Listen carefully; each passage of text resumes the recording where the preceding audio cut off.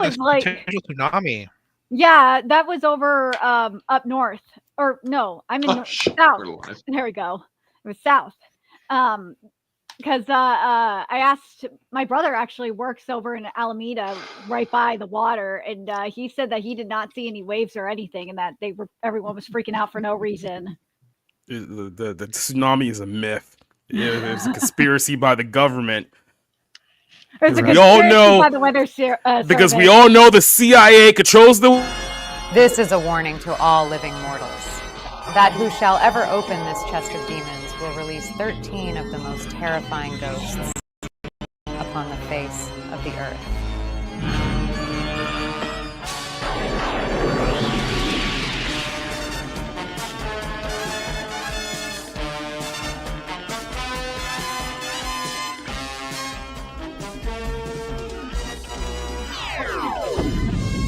Okay, cut it. This isn't going to work.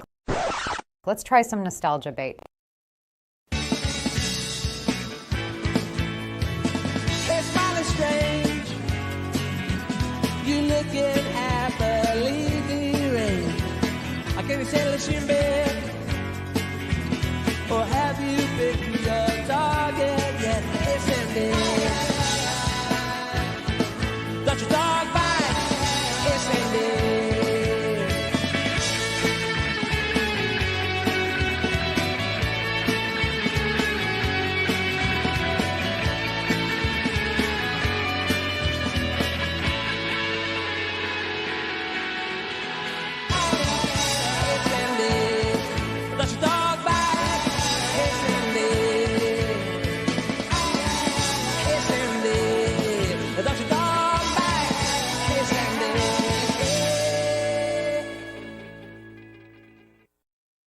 Okay, that was better.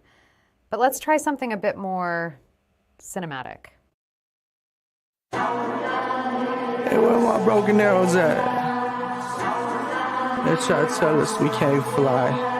Like we too broken or something. I mean, I'd rather let them know. Balls up. Hold up.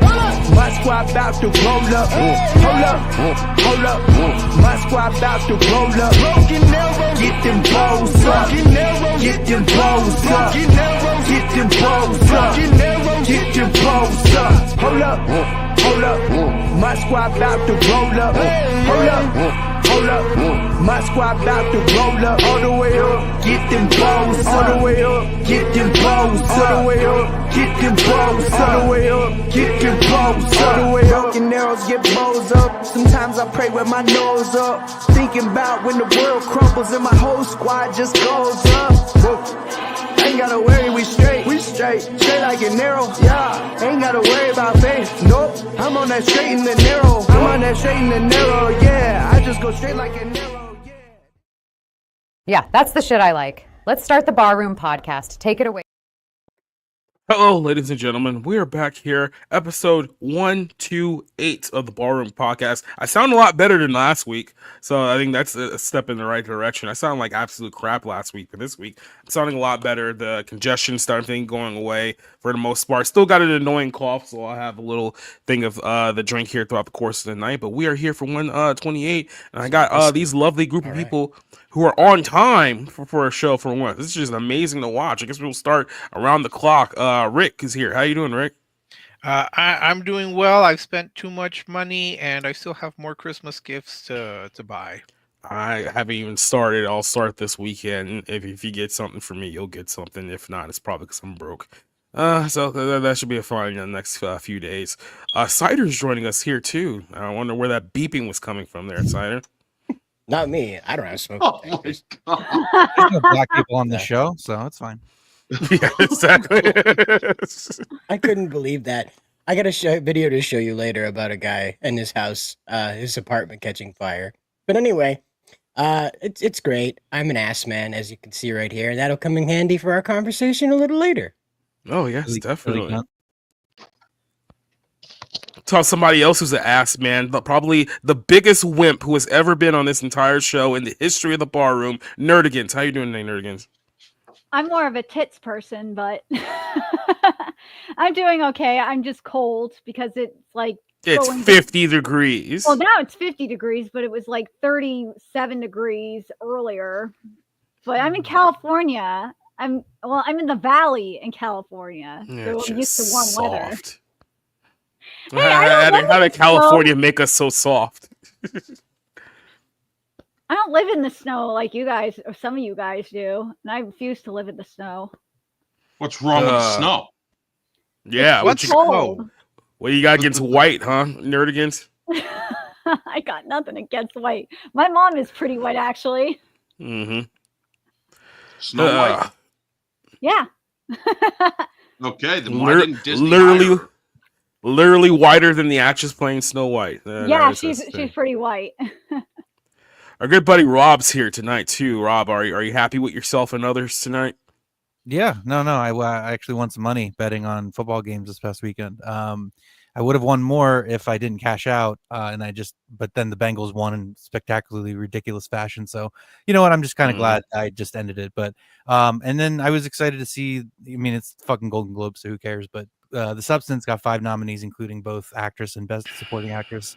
So that's cool. At least it gives it a shot for the Oscars, which I'm not gonna hold out hope for, but it was cool. So that was neat. The only movie that has been nominated, with the exception for The Substance, that actually got nominated for Golden Globes that I've seen so far is there's a movie called September the 5th that just got released this week, and it's literally a story about the 1972 Olympic terrorist attacks where a bunch of Palestinians kidnapped the Israelis and killed them all, and it was such a shit show because I guess Germany had no concept of like a SWAT team or any kind of like trained like professionals in case of like an emergency, so they literally just had cops who had no idea what they were doing the entire way there.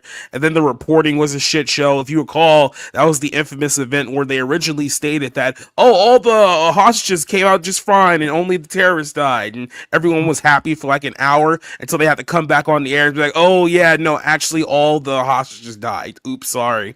Yeah, there's a movie called Munich that Steven Spielberg did back in 2005. It's probably it's one of my favorite movies that he's ever done, but it's very much about how Mossad responded after that event. And at least it's like this is never going to end, is it? And this is obviously before all the 50 years later. I wasn't too impressed with Munich. The only thing I remember is that the villain from Moonraker was in there, Drax. You're talking about Mark Strong? No, Michael Longside. Longside, I think is the actor's name. And he just popped up very briefly, and my friend and I just said, "It's Drax!" in the theater. We just shouted it out. That's our only memory of Munich, which I don't think was that good. Also, Orange is here. How you doing, Orange? I am me. Yeah, that's the problem. But we're here, ladies and gentlemen. We got a whole bunch of things to talk about. It's kind of a packed show, so we're not going to spend too much time on the questions here, but I will acknowledge that Neozoic is here, and he says that, good evening, all of our barroom chat here. He has a quick question, which we'll answer here. It says, which fantasy comedy movie would you rather watch? Dante's Gremlins, 1984, or Ronnie Donner's Scrooge, 1988? And I'll just go with Scrooge. Yeah, it's pretty simple. Scrooge is a pretty, it's my annual classic that I watch for Christmas. I'm not a big Christmas movie guy, but Scrooge is one of those movies that's just like, I love it. I'm going to be discussing that later this month, so yeah. I'm going to go with Scrooge because I have very faint memories of Gremlins. All I remember is I allegedly was under my seat in the theater and just refused to come out of the seat because I was so terrified. But of course, and you were like 17 when that movie came out, so that's embarrassing. Oh yeah, yeah. No, I think I was like 87. So yeah, no, I was a minor at the time, and I don't. Well, my mom thought it was like 17's a minor, so. Well, in some states, I would rather watch Scrooged, but I like. Yeah, both. Same here. I do too. Yeah. I like both, but I would watch, especially around this time of year, I'd watch Scrooge. Although I think Siskel and Ebert did not like it. Well, one of them did not like it. Yeah, well. What else do you know about movies? That movie got lambasted by critics, and Bill Murray was an absolute pain in the ass to work with. I mean, obviously that's according to Richard Donner, but I don't think he's that always movie exists a pain in the ass to work with. Right, and that movie doesn't exist without Bill Murray. I mean, it's literally the story of Scrooge with, his own little unique spin on it. And if it's just asking like what car I would rather have if Santa Claus was actually a real person, I want a 1976 Cadillac hatchback. That's exactly what I want. I want a midnight blue. That's my car of choice. Give We'll me be a here car for that a goes while. from A to B, has good heat, good traction on the wheels, and I'm fucking set. Yeah. Nerdigans, what's your dream car? My dream car? Mm-hmm. Well, I need a car. But if you can have a car, you can go like 70 down the highway. Like which car are you picking? well, right now, I would, especially in this economy, I want a natural gas car, which is you could actually get in this state because the government has them and they sell them. So what you want is a 1972 Datsun. Is that what you want? No, I do not want Datsun. How about a Gremlin? You want a Gremlin? No. If you're gonna tell me to get a 70s car, I'd probably get I think they were diesel at the time. There's Mercedes that were that use diesel. Yeah. They're like 70s diesels, Mercedes. I think and more efficient. I think you should get a Pinto. My aunt had a Pinto. Oh.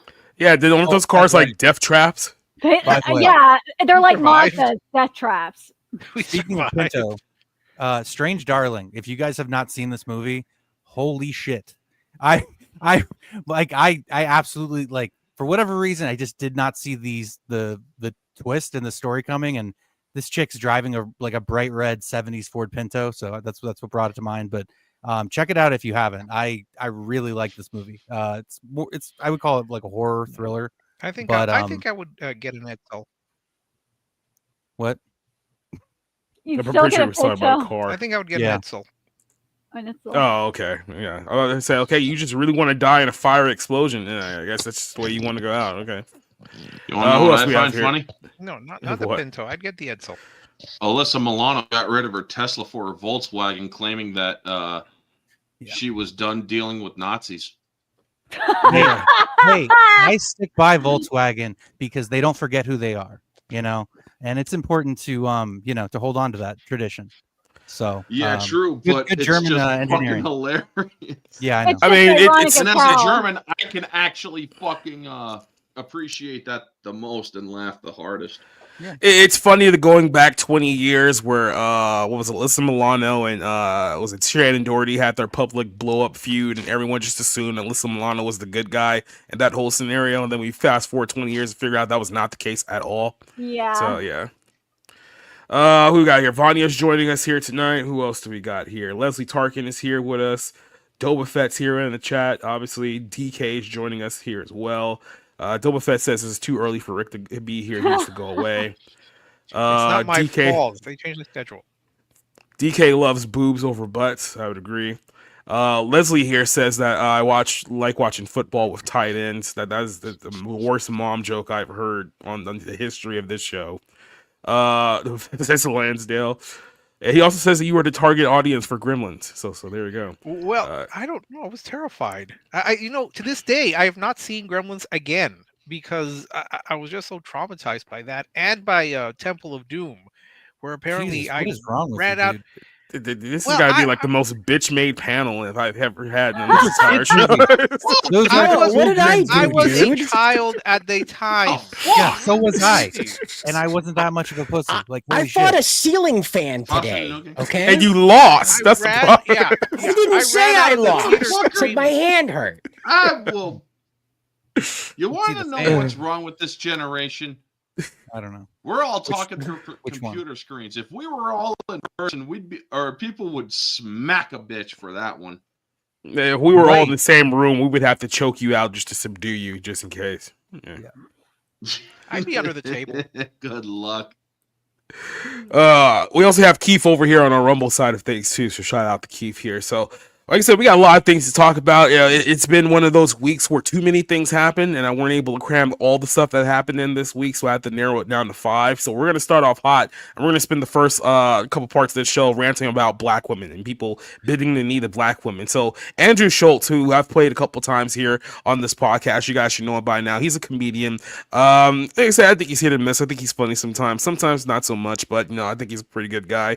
And apparently, rapper Kendrick Lamar decided to put in one of his songs that he was very, very upset at Andrew Schulz for making an alleged joke a while ago about black women. Now, the joke in question that he made was something along the lines of like white men who date black women have to grow a beard to cushion their face from getting slapped all the time, basically making a joke about black women being domestic violent towards their white boyfriends. And apparently this upset Kendrick Lamar, who I guess is the #1 simp of black women in the rap game right now. Kendrick Lamar, if you guys know, he's had a very, very public feud with Drake all year long, where the #1 song in the country has been him basically calling Drake a pedophile. So that whole thing. He has some other song that is just dog ass that's out right now, but that's a whole other conversation in and of itself.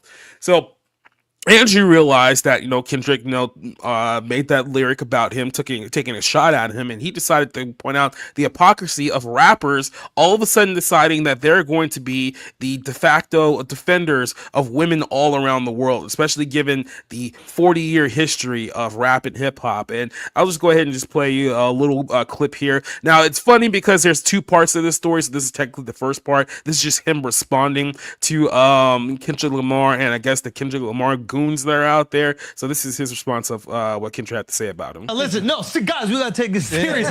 Listen, rappers are telling comedians we need to be more respectful to women. So we gotta sit back and reflect. Yeah. Do you know what I mean? They're the most pious group. Listen, nobody has respected women more. Through art. Yes.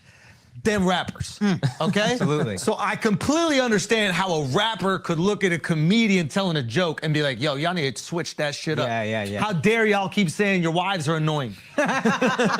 Be more like us and bitches ain't nothing but hoes and tricks. I beat my bitch with a stick. What? You can lick on the nuts or suck the dick. I beat my bitch with a stick. What? Did you just think of that? That's a real lyric. Oh, wow. Yeah, that's a real lyric from music that protects women. And for decades protects women. And listen, right now the guy on top, Kung Fu Kenny. He is the guy on top. He is making sure that comedians, he put a law in.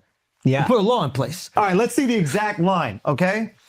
Don't let no white comedian talk about no black woman. That's law. Now, technically speaking, if we're going off of grammatic English, Okay. he is saying, I can talk about black women, and that is law. Don't let no white comedian talk about no black So woman. he's basically saying all white comedians Are only allowed talk about black women. exclusively. That's what I'm talking about. We're back. That's what I'm talking about. It's a law. Finally, he understands It's a it. law. Now I understand why he's doing a comedy with the South Park creators. That makes Because sense. he appreciates white comedians that make fun of black people. There you go. And they've done that brilliantly for decades. Yeah, that's true. And he would never want to, break one of his own laws. No, that's true. I mean, didn't they have a character called Token on the South Park show? Yeah, they do. Which I'm sure Kendrick is a big fan of. That's true. He must be a big fan if he's true. going to do a comedy with them. I mean, we can look that up. Apparently, he has a comedy coming out. Yep. Yeah, that's fact. But Al,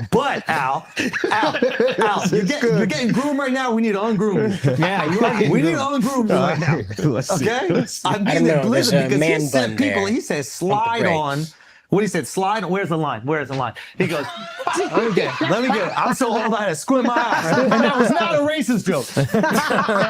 Okay. The N-words that being groomed, slide on both of them. Whoa. That seems like a call to violence. It does. Why would he call to, if he's about protecting black people, why would the call to violence be towards the black dudes, not the white guy making the joke? Well, you gotta understand. What? Well, no. You gotta understand. I snitch. I cooperate. I tell. Litigation. Okay? You go squabble up in a jail cell. Here's what you gotta understand about Ken. It's very important to him to protect black women. That's why he's never done a song with an abuser confirmed. He's never done a song thank with God. anybody Thank God. that's Thank God. suspected of abuse. Thank He's God. never threatened to remove his music from Spotify Thank because God. they removed R. Kelly's music, who for sure fucked and held captive underage black women. Hold on. This is all very important to Kendrick. Wait, just let me understand what's going on here, because I think that you're using sarcasm as a comedic device. It is a comedic device. But you're so fucking smart right now that I don't know if you're serious or making jokes. Are you saying that Kendrick Lamar put it on wax that he is protecting black women from white comedians' jokes, but not the kidnapping, molestation, and Oh, yeah. of R. Kelly? And actually, in reality, he would take his own music off Spotify to protect R. Kelly? Yeah. Someone who's kidnapped, A sexual molested, predator? Yeah. and black women? Oof, children. Are you saying that he's done songs with other men who have potentially put hands on black Not women? potentially, confirmed. Wait a minute, convicted? Yeah, I don't know what you call Chris Brown, but yeah, whatever that is. Not Brazy! Not Brazy! So obviously, people in the Black Lives Matter congregation of Kendrick Lamar's fan base were not very happy with the things that were said. So of course he decided to double down even further, and now they decided to get upset over something that he said responding to this whole situation, where he alluded to the fact that if he really, really wanted to, he would basically make love to Kendrick Lamar, and there's nothing he can do about it. This is what he said. What? Here's the thing. This is the thing that is kind of funny about it. Is like, first of all, Kendrick's people and the gang affiliate, everybody, his security, they will kill me. They will destroy me. They'll find me in the street. They'll fucking cut me up. They'll shoot. They'll do whatever. I'm not a tough guy. Y'all do. But just Kendrick, I would make love to him. And there's nothing he can do about it. Just Kendrick Lamar, I would make love to him. And the only thing that he could do is decide if it's consensual or not. That's the only thing he could do. If it's me and Kendrick, this is about physics. It's about physics. I don't even know if I'll get hard. But if we're in a cell, there's a chance that if we're in a cell and we're bored and we done tattooing each other, whatever you do in the cell, and we ran out of board games and we did all the other things, we cleaned everything, and I'm like, man, I might as well fuck you. There's nothing he could physically do to stop that. So they were very, very upset by these series of jokes by this white comedian who has doubled down on his comments and refused to apologize in any way, shape, or form. And like I said, Kendrick Lamar's fan base is very much the Black Lives Matter. Oh, I can't believe that white guy in New York just got off by killing that innocent Michael Jackson impersonator on the train. They're those type of people. So of course they did not take counting to anything that was said there. So Nerdigans, I want to start this one off with you because you have experience being hated by black women. What is your whole take on this Andrew Schulz, Kendrick Lamar situation based on what you've heard so far? Andrew Schulz is just being stupid and funny. Like, I don't understand. Like, Kendrick Lamar is working with the South Park creators on a movie. Like, how is he taking this so seriously? It makes no sense. Mm-hmm. Like I said, I think what he tried to do is that he was like, "Oh, a white man's making a joke about a black woman. Let me, as the protector of the culture, let me step in and put this white man in his place." So then, of course, as a comedian, this guy's getting attention from a mainstream rapper, so he decided to milk it for all that it's worth. And then this is exactly what we got here. And now he's doubling down and tripling down on his original outrage, which was you can't be making jokes about black women, and doubling down on jokes about Kendrick Lamar. And now they're even more angry than they were before. Since I mentioned South Park, you know what? It just reminds me of how Matt and Trey made fun of Kanye West. Mm-hmm. With the gay fish, that episode about the gay fish joke. Oh my god, that's what this is. It's the fish sticks joke. Yeah. And look, I love stand-up comedy. Have since I was a kid.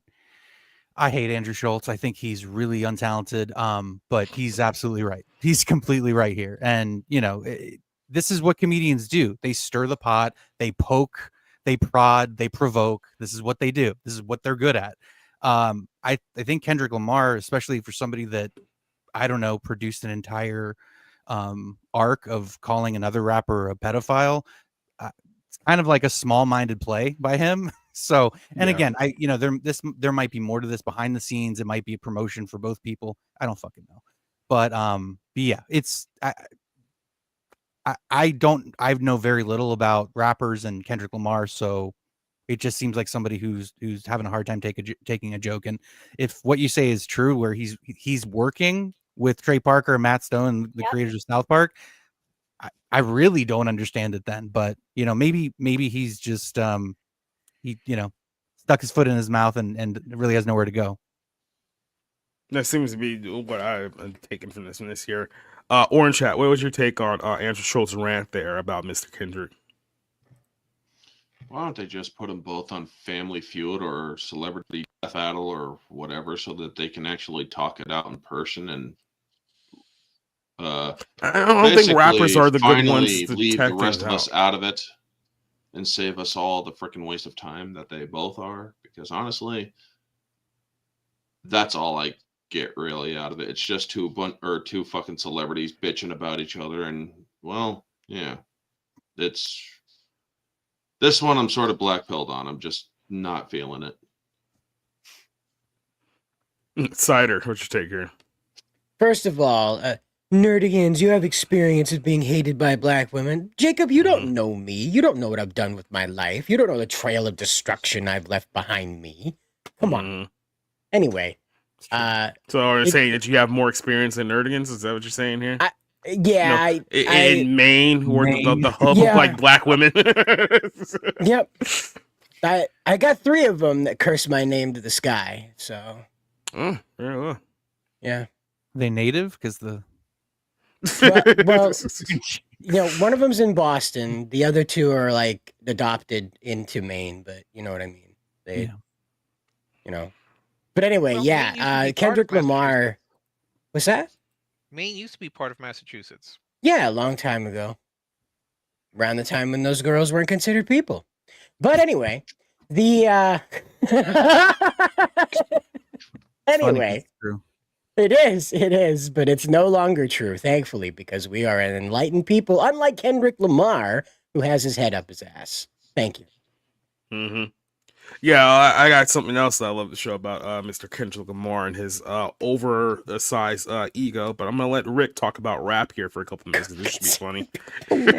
Well, first, I don't know who Andrew Schulz is, and I think I know of Kendrick Lamar, but I have no real idea. Didn't he write the song for Black Panther? Like we're supposed to be inspired by that. Yeah. I just all I can say is that Kendrick Lamar should. I don't want to say he should just take a joke, but he really should just learn the art of ignoring this. Like he doesn't have to respond. They don't have to respond to everything that is ever said about them. In fact, it just gives them more cred, and it just is more fuel to the fire for Andrew Schulz. I would have just said, you know what, I don't care. But I wonder though, how is Kendrick Lamar when he discovered that a lot of black men actually rejected the black woman for president because there were so many black men who did not want to vote for the black woman, even though they should have all voted. Well, I think he responded how most people in his group typically respond: just call everyone coons, and then that's just call them home. Oh well, yeah. So I mean, there's not much I care about this, but he should just lay off. He should both lay off. Yeah, so this is Kendrick Lamar, a guy who often, and I mean often, compares himself to Jesus Christ because in his own words. Name a rapper that hasn't. Yeah, I don't remember him in the Book of Clarence. Well, I mean, I'm pretty sure he would have supported that. That was a movie that was financed by Jay-Z, and yes, we do know about the Jay-Z story here. I think that one's going to escalate throughout the course of this week, so we'll definitely touch up on that on next week as well. But yeah, it seems like all these guys just so happens to run in the same circle. It's just weird, right? How just one after another, after another. I just think it's funny that like for years, and I mean, because I don't pay attention really to hip hop at all, but the one conspiracy theory that has stayed alive for like 20, 25 years is like, hey, all the rappers are secretly gay, touching each other's booty holes. It's it's starting to be like, oh shit, maybe that was real. Yeah, maybe that wasn't a joke. That's what Cat Williams said. Cat Williams said that they gotta make you gay in order to own you. I mean, no, that's been an open secret for quite some time. We've heard several people talk about how they will literally drug rappers and find them in quote unquote compromising situations so they can get them to sign a bad deal and essentially sign away their soul, because it's like, hey, you want to sign this shitty 10 album contract. Oh, hey, you want people to know that you got booty gooned at a party and you want that to be electric, it's like, oh, you might as well sign up and that'll be it. Is Kendrick Lamar? Did he ever go to one of those freak offs?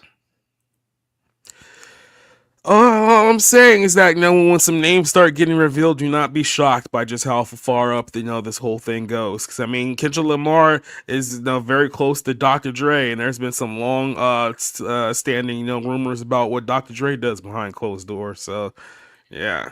Well, so that means that Dr. Dre did nothing with Eminem because Eminem's white, so he's not going to go there.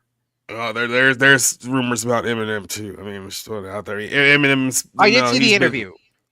I did see the interview, so yes, he did come. Hey, remember when everyone took that as a joke? It was like, oh, Eminem admitted that he was gay on a movie, and it was funny because it's fiction, right? Right? And it was like, well, was it fiction now? Was it really? Let's just remember, when was the last time you see Eminem with a woman? I'm just throwing that out there. Yeah, but I mean, look, my whole wrap up on this is this. What's his name? Kanye West. Kendrick Lamar.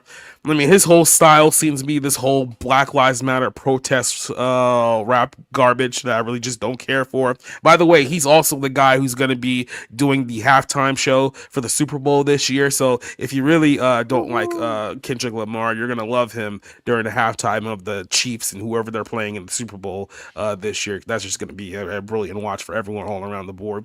When he's calling people a pedophile from the 70,000 people in was it New Orleans, I believe, is where they're at this year.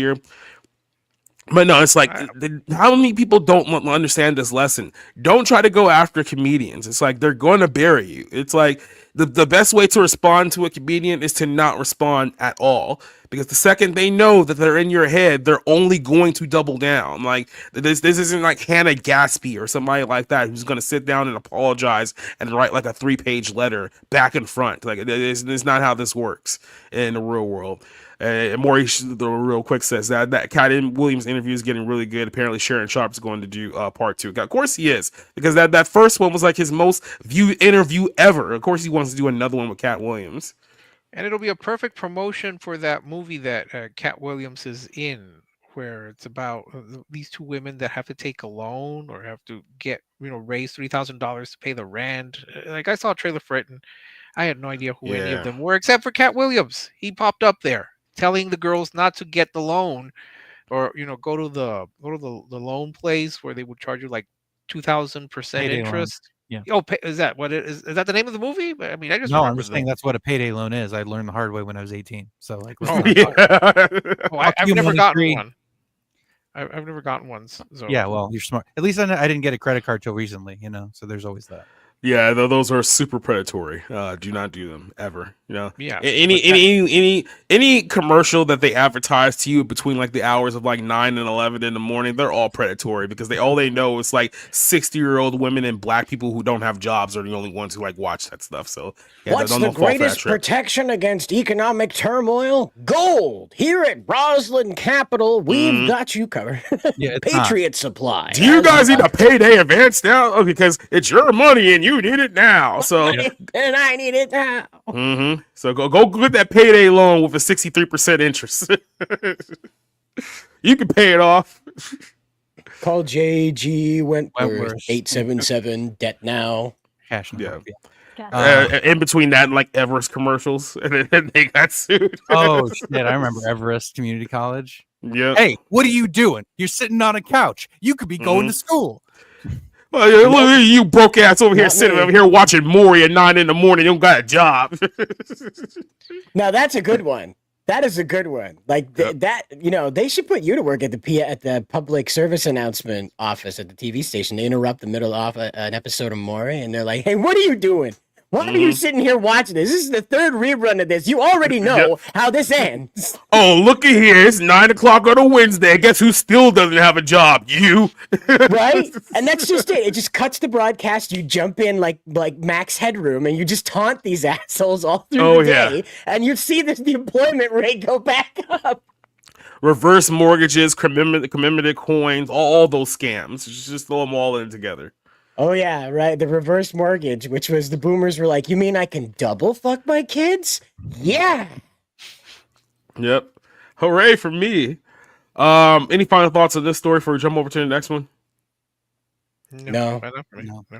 All right. Well, we're continuing this theme here of bending the knee of the black women because that's exactly what Caitlin Clark just did earlier today. Who was named Times Athlete of the Year. The WNBA finally broke this woman. Now, I can't say that I'm surprised because I was kind of expecting this to happen. We were just like waiting for this to happen because I've said this a while ago. It's like, look, if you're not ready for a fight, then you're just ready to fold. That's all that it really comes down to. And Caitlin Clark, or people on her team, whatever the case may be, just told her, oh, just keep quiet. Don't say anything about all these angry black lesbians trashing you for several months on end. You know, there's no worry. It'll eventually get better. And it didn't get better. And now she's on the cusp of her second season. And I know she doesn't want to go through this whole thing again, especially since they're going to bring up, what's her name? Paige Beckers, who's that super, super woke white girl in the next WNBA draft next year. So it's only going to get even worse. So she decided to go on Time magazine and basically bend the knee to black women even further. So this was earlier today.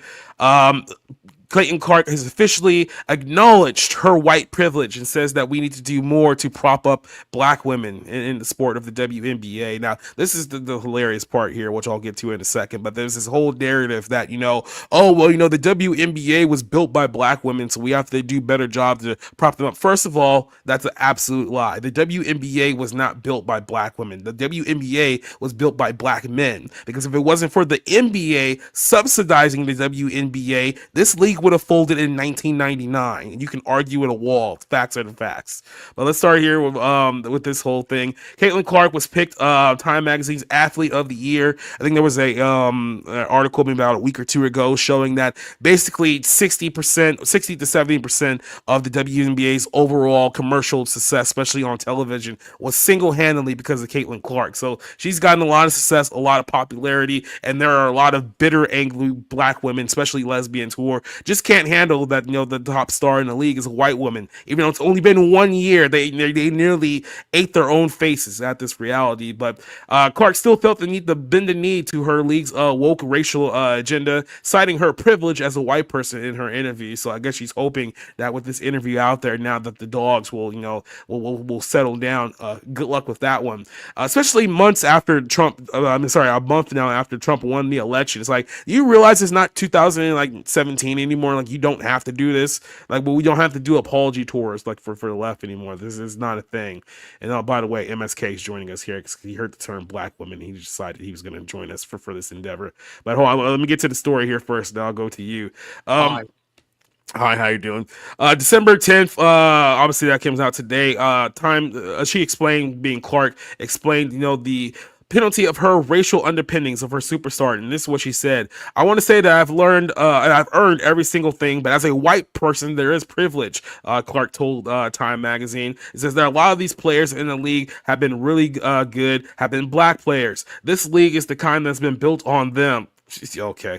The more that we appreciate that, highlight that, talk about that, and then continue to have brands and companies invest in those players that have made this league incredible. Well, what league are you watching?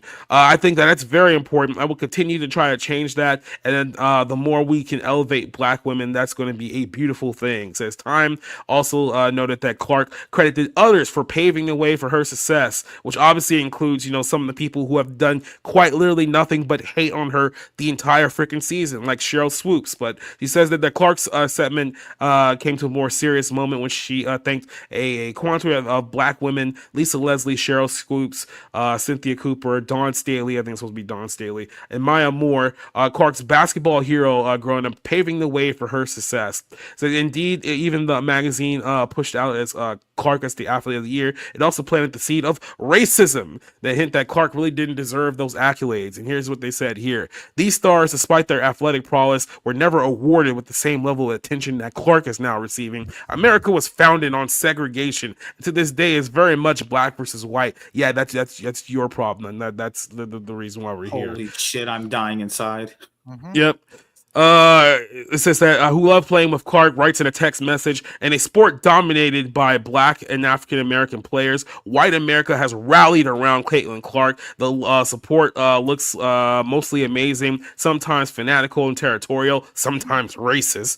But it seems like the Great White Hope Syndrome is at play again. Going to the WNBA season, Wilson, a two-time league champion, now a three-time MVP, told the Associated Press that she thought that Clark's race was a huge huge contributor to her popularity. It doesn't matter what we all do as black women. We are all going to be swept underneath the rug, Wilson said. And then that makes my blood boil when people say that it's not about race, because it is.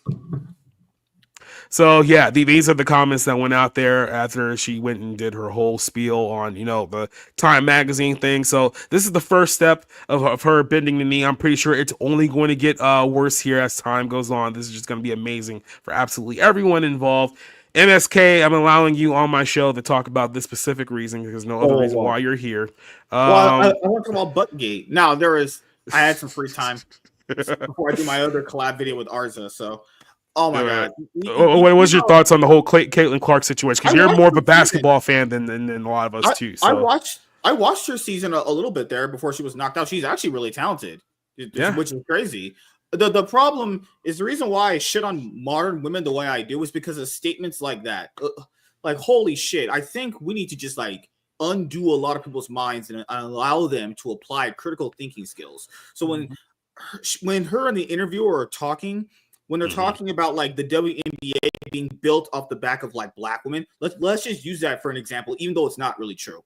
Why did most people only care about it right now in this year then? If that's true and they're doing such a great job of building them up, why do we not hear about it? Mm-hmm. If that's really true, because they're really just love spouting bullshit, and women that follow her are just gonna eat that up and go, "Oh my god, Caitlin, you're so amazing! You're talking all the facts." No, she's dumb. You ask a person like her, what can she do as a white person that a black person can't? I guarantee you she will say the same line they all do. Well, it's not really in a law. It's kind of hidden. It's that's some bullshit already. She's just saying this because women are really image focused. They really care about their image. All the logic is thrown out of the way. As long as their image is upheld, that's all that matters.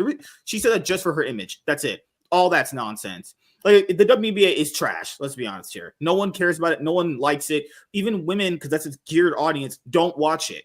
People say, "Oh, I like it." Oh, you do. Name the best player. Who won the most championships? Who won the most MVPs? Name them. Even women don't, because women lie to themselves consistently so hard that, good God, they themselves will forsake logic just to keep their image upheld, because they're that fucking stupid sometimes. It's crazy. Yeah.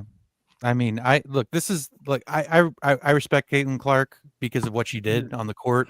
I think she really showed that the reason people watched, the reason people tuned in is because she was actually worth watching. Now I'm not going to watch women's basketball. I'm just not going to do that because I like to enjoy sports. But I don't necessarily think this is bending the knee as much as it's, hey, let me get this statement out of the way so I can fucking focus on the season. So I don't have to deal with all this bullshit. Now, maybe she's going to regret it because if they still treat her the same way, it's going to be okay, I shouldn't have said anything. I just shouldn't have, I should have shut the fuck up.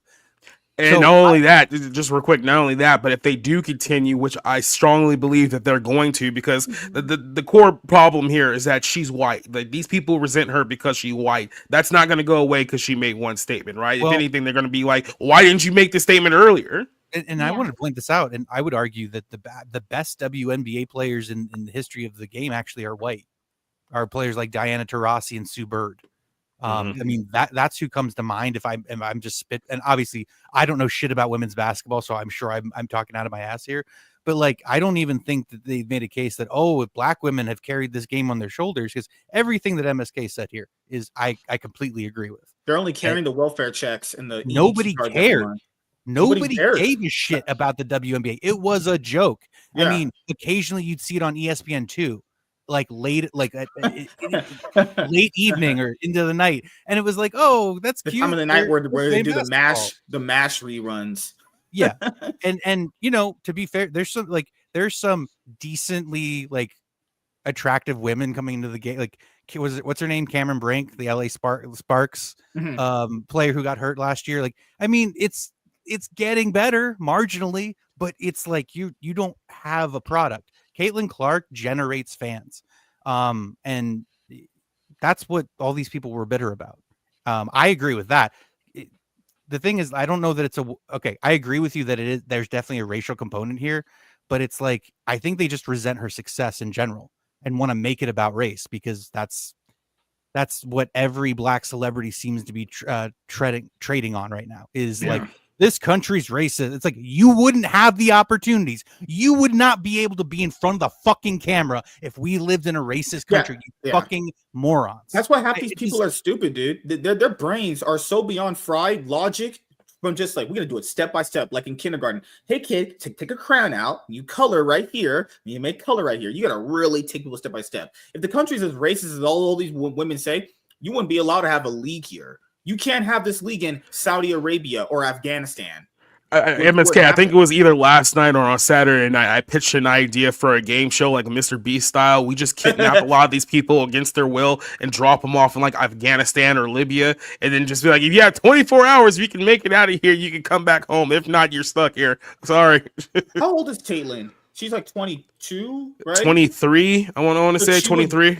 So she would have grown up in that time period where feminism was the big thing they were pushing on women. So it wouldn't surprise me if she had views like that. Most women her age probably do have views like that, you know? Or she just fakes it for the camera because she thinks that's just, what's it called? You kind of drift where the wind goes, something like that. You know, you kind of just go with the crowd. It could be that.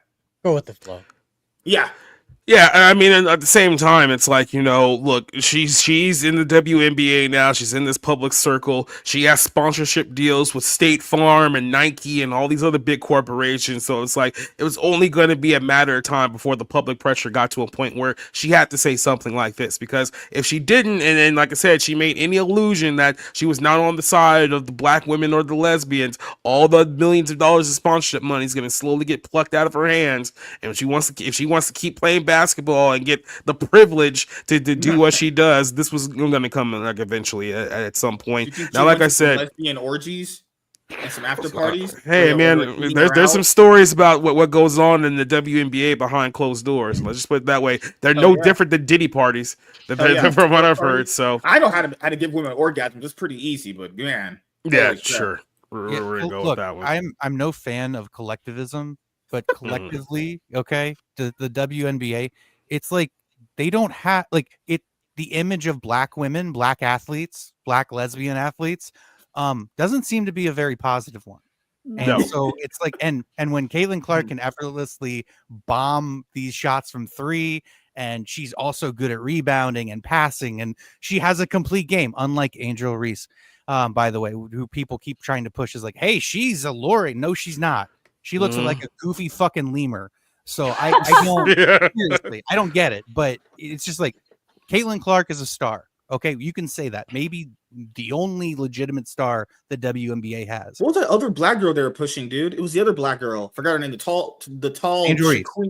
Yeah, the Shaniqua looking one. All she did was just talk about how racist Caitlin Clark's fans are all year. That's her whole image. Well, no, was it her or was it Asia Wilson, which was the MVP chick who was also talking in there talking about, see, mostly Caitlin's fans are racist. It's because she's white, because in her mind, she's the best player in the league, and she may be the best player in the league right now, but she thinks that, the only reason why they're paying more attention to her than me is because she's white and I'm black, so it has to be racist, and that's the only way. Like, she's the one, if you recall last year, who was the other white girl who's in the league? It was like Kelsey Plum, I think her name is. Like, there was a video that like leaked from like a year or two ago where basically she's like sitting there berating her own teammate, talking about that. Kelsey understands her privilege as a white woman, unlike some other people who are in the league like that, and she just sitting there taking it. And it's like, man, imagine being like a part of just like this toxic, just like this living trash heap of a sports league.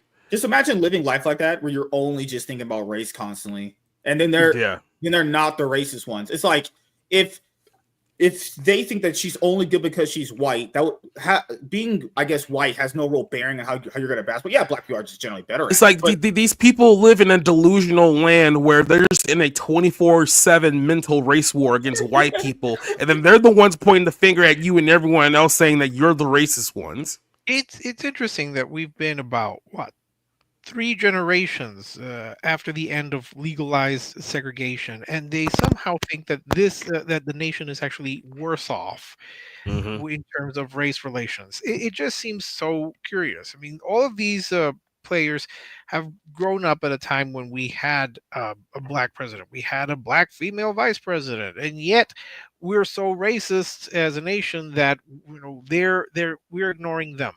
I will say that I reject the whole concept of white privilege. I know that my white commie friend certainly believes in it, and that's how sometimes I get free meals from her because I tell her to check her privilege, so she'll have to pay for me. But having worked at a downtown library, I see many white people not exercising their white privilege. I mean, they are like Yeah. not, they're not. Yeah, they're They're not using it. disgusting. Yeah, but or they would call it like systemic racism, and you ask them like, what are systemic laws right now that stop black people from doing better than white people? They can't come up with one. It's all boogeyman. That's the beauty of propaganda. People just engulf it, and then they have no clear logic or line of thinking anymore. It's just, I believe this because I was told it, and I'm a perma victim. It's pure narcissism is what it is. Yeah, It's yeah, I agree, yeah. victimhood, narcissistic personality disorder, where you're like, I can't accomplish anything because of X reason. And it doesn't matter. It could be gender, could be race, could be whatever, but you keep yourself down in your own mind because to actually accomplish something, to actually do anything worthwhile takes responsibility and accountability. And those are two things that culturally, whatever you want to say, culturally, that community has that problem.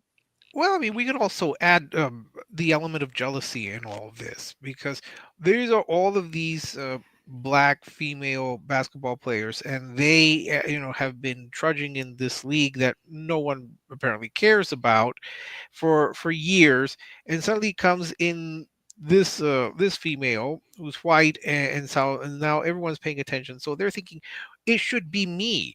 I'm the legend. I'm the one who should be getting the endorsements, and people should be getting my posters and getting my autograph, not this Caitlin Clark person. So I think it could boil down to the simple point of jealousy. It's like, why her?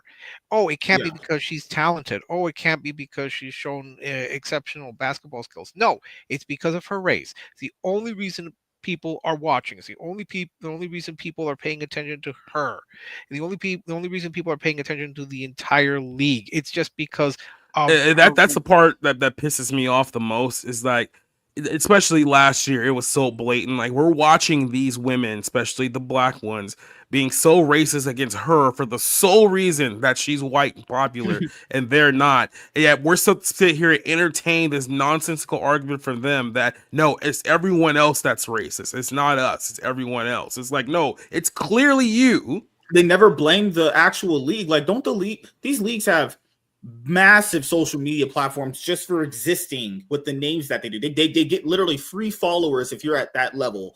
Why haven't they promoted these players if they're that good? Like, that's literally just a league thing. They've done a horrible job at promoting what apparently might be their best star players, and that's a league problem too.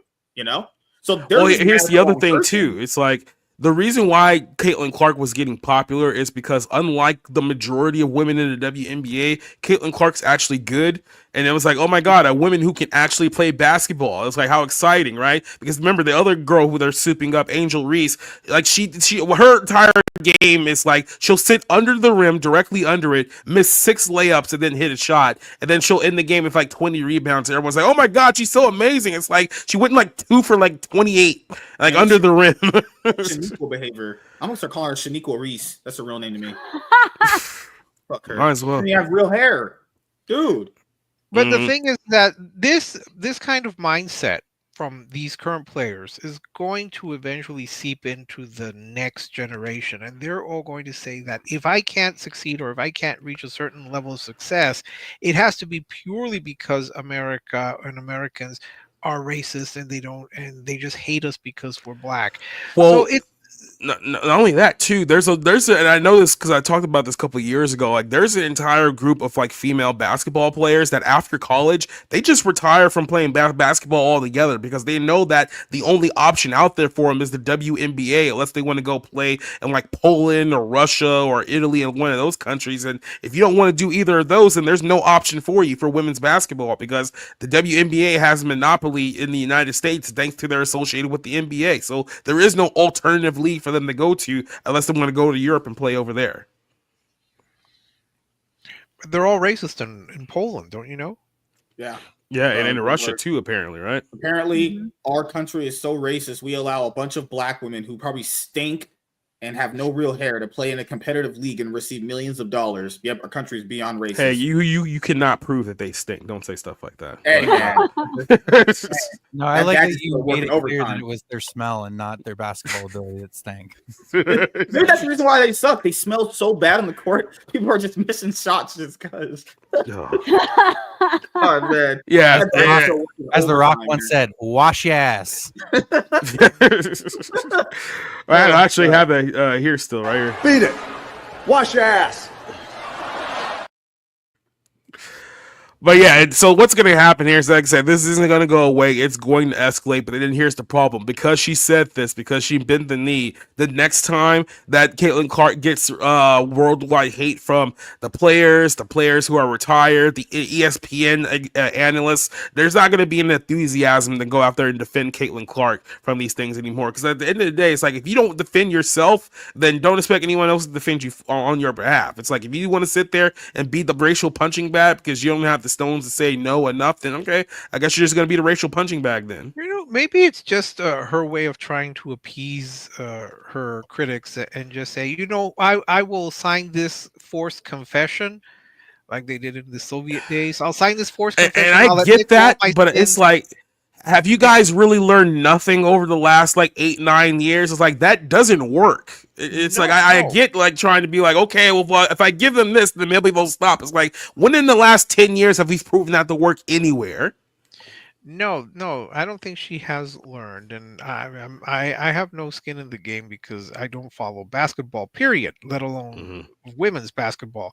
But I see it more as in, okay, I'm being selected as the athlete of the year.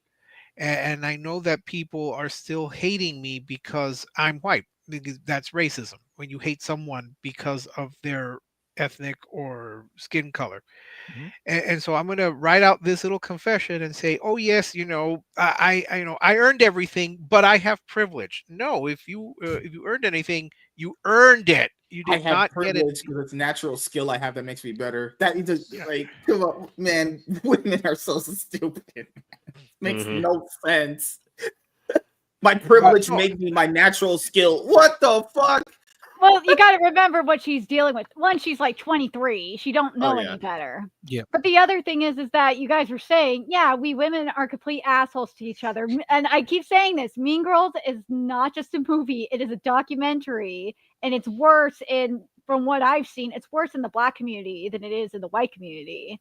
I mean, it's way worse. It's way worse. And I mean, look at what Caitlin Clark is dealing with. She probably had a huge culture shock getting into the WNBA. She probably wasn't in the hood when she was in college, and dealing with this. I mean, like I said, she's all she knows is the confounds of Iowa for the most part. So in that whole state, huge culture shock for her, and she probably got bullied to no end.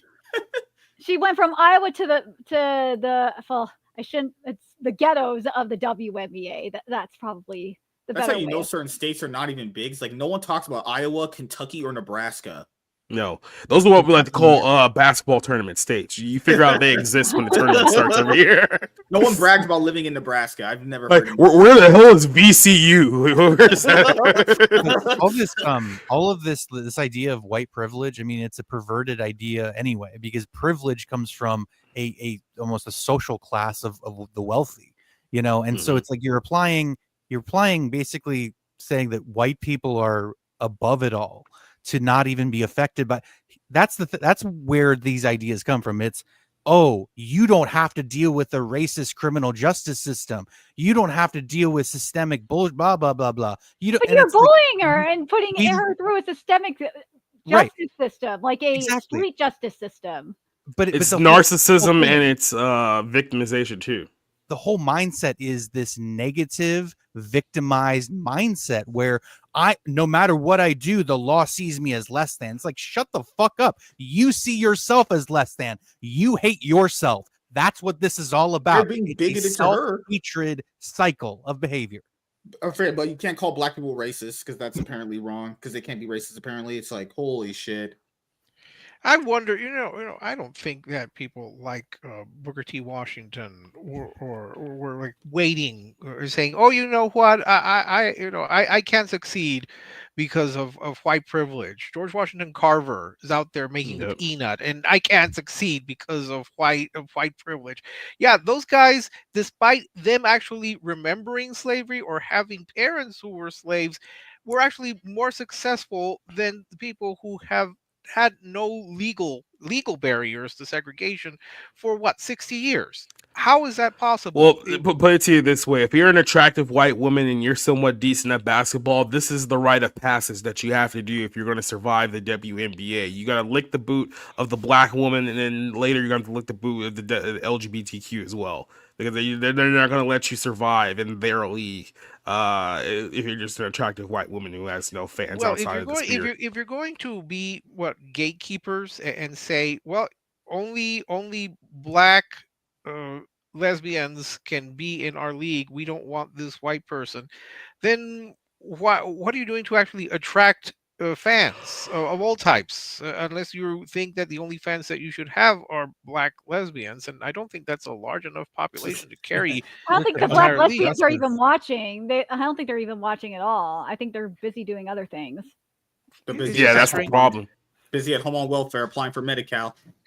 It's just a strange thinking. It's just strange thinking to me. I mean, you really should just go out there and try to broaden the appeal. And if this player, Caitlin Clark, can do it, then you should say, hey, that's great. Now we have Caitlin Clark. Let us introduce you to other players who can who are also good, instead of saying, well, this one player here, it's her white privilege that got her success. I think that diminishes her. And that Like, oh, diminishes this white bitch you guys keep. That's pretty much what they were thinking, like, in their minds. But I got another story I want to bring up here. This is something I found somewhat interesting.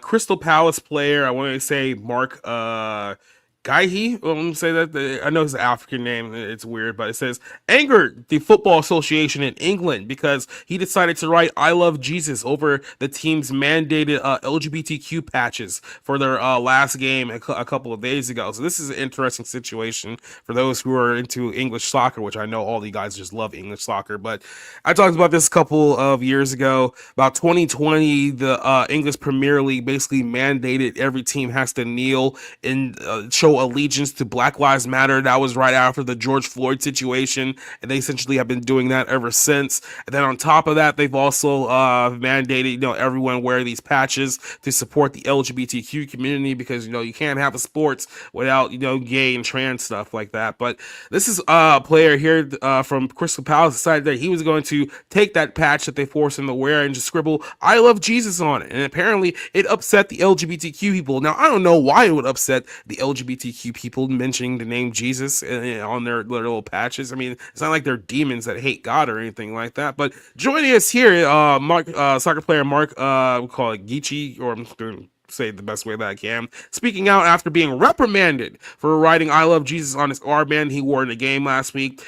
He plays at Crystal Palace, which I believe is one of the clubs that's in London, if I'm not mistaken. Wrote a slogan on the LGBTQ rainbow patch for the captains. He said that he was told to wear it on last Saturday's game against Newcastle, but as soon as he stepped on the field, the Football Association, which runs the English soccer leagues out there, reprimanded him for altering the official league's LGBTQ armband and cited him for breaking the rules banning religious displays. And this is where it gets interesting. The armband was part of the Premier League's Rainbow Laces campaign to promote LGBTQ inclusion. Yeah, because that's exactly what we need to promote during, soccer games. It is the gay and the trans and all the other stuff in between. That is running throughout December 5th. So this was a campaign that they ran up until like the last Don't week, you have basically. to be gay to play soccer? I thought that was part of it. Play, watch, one of those two.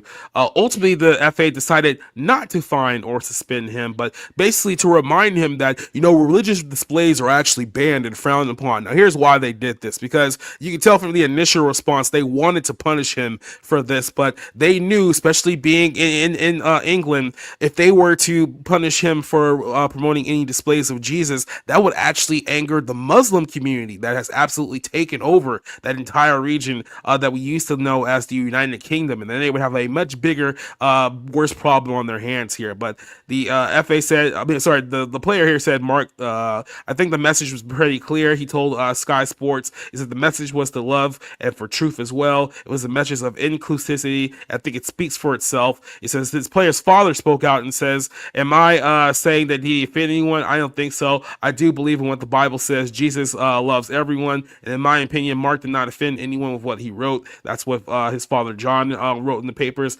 Jesus loved everyone, and saying I love Jesus on his armband, I don't really see what's offensive or what the problem is. Well, like I said, when your entire movement is an affront to God, that's probably why they are not too happy about it. But if you look at what the LGBTQ are doing right now, they're trying to oppose on others what they believe in. It's belief against belief. But at the end of the day, everyone has the right to their opinion. But if that opinion is aimed to offend, then I think there's a problem. But in my opinion, if it's just to express what they feel, I think that's fine. I don't think what Mark wrote on his armband was offensive. I talked to him. He loves Jesus, and he said that he didn't refuse to wear the armband. He just made a slight little, alteration to it here. So there was the story there. I think the follow-up story to that was that the FA, the Football Association in England, said they will not reprimand him because they don't want this to become a bigger deal than what it is, but they will remind him that you're not allowed to make religious displays on your kit while we're promoting Gay Pride Month. So that's a bad thing apparently now. So that's his little story there. So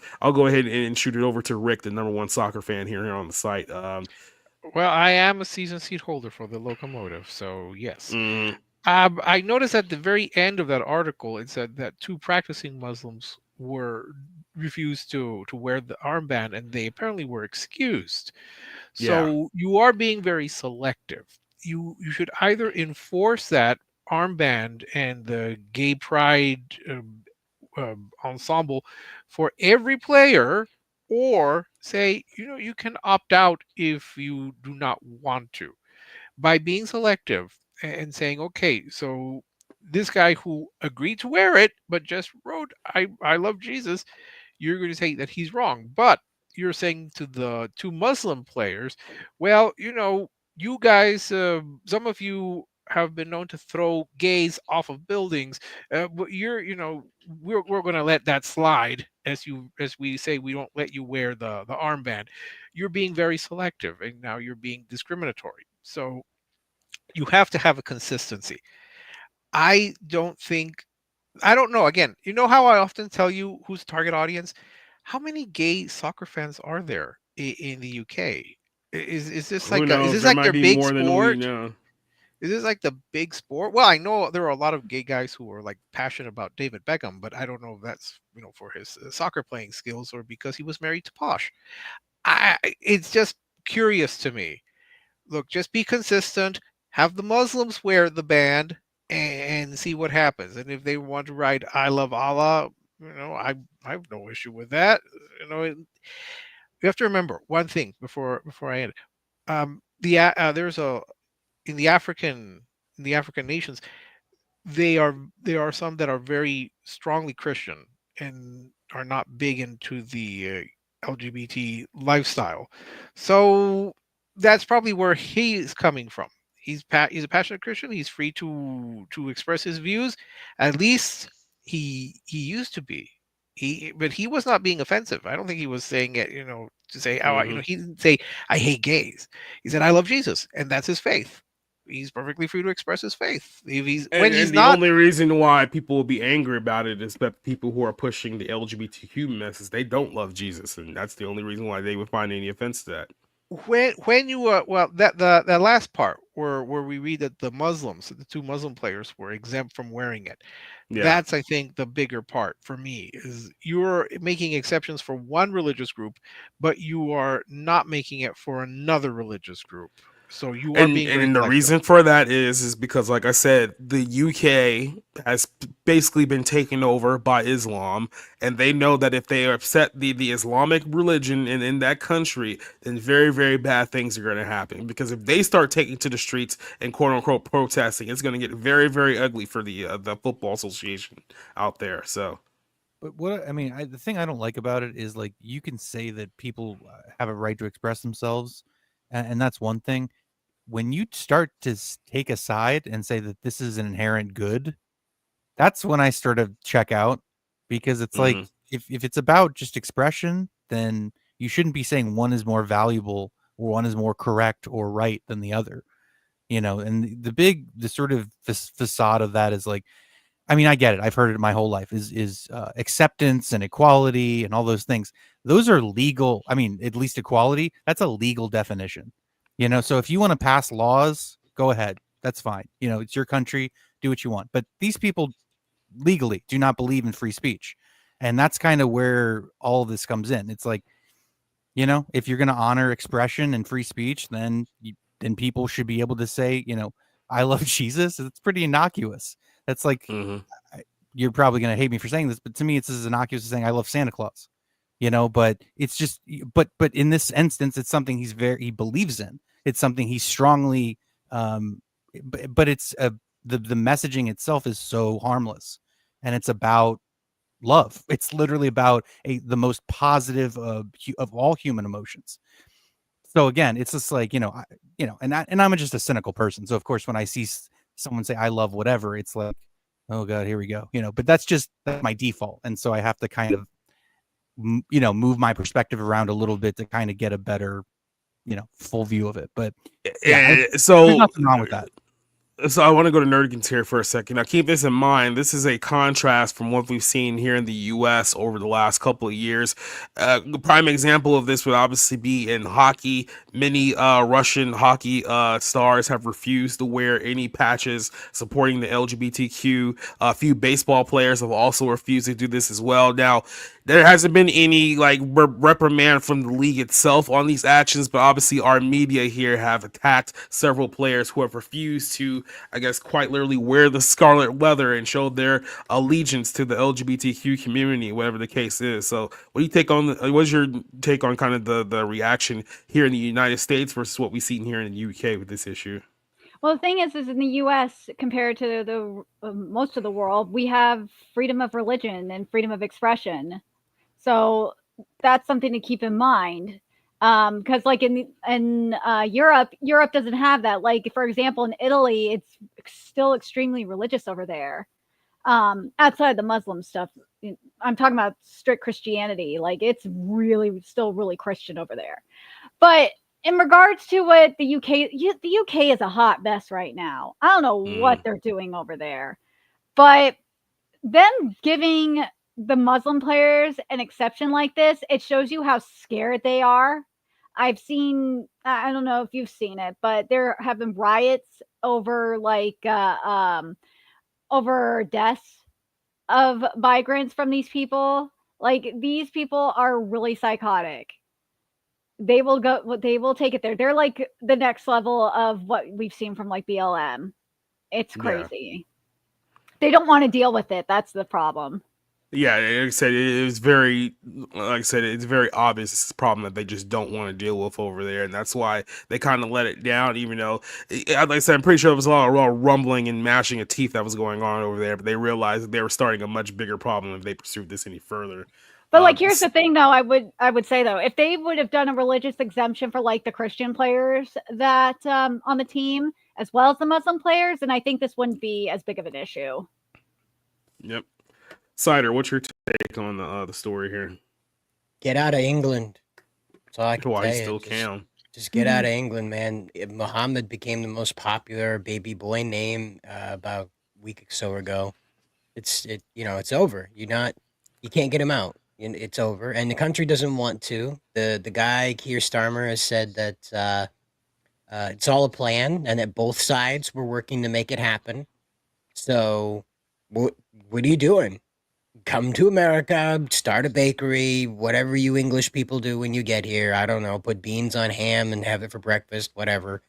And I'm sorry. I don't know what to tell you. There's no way to save England at this point. Saved for something extremely uncomfortable that we can't talk about on YouTube. You see, this is why Harry and Meghan left. You see, that's why.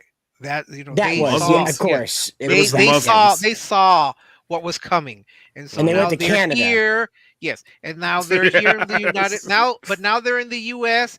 and they're waiting for the overthrow of the House of Windsor so that they could come in and we could finally have Queen We Mabel. literally argued about this last night because we had a guy from Canada on, and apparently in Canada, their country is being overrun by Indians rather than Muslims at the moment. And it's like, well, I mean, I guess that's still a little bit better than what's about to happen to the UK because Europe is they're fucked. Like there's no other way to soften the blow. They're fucked.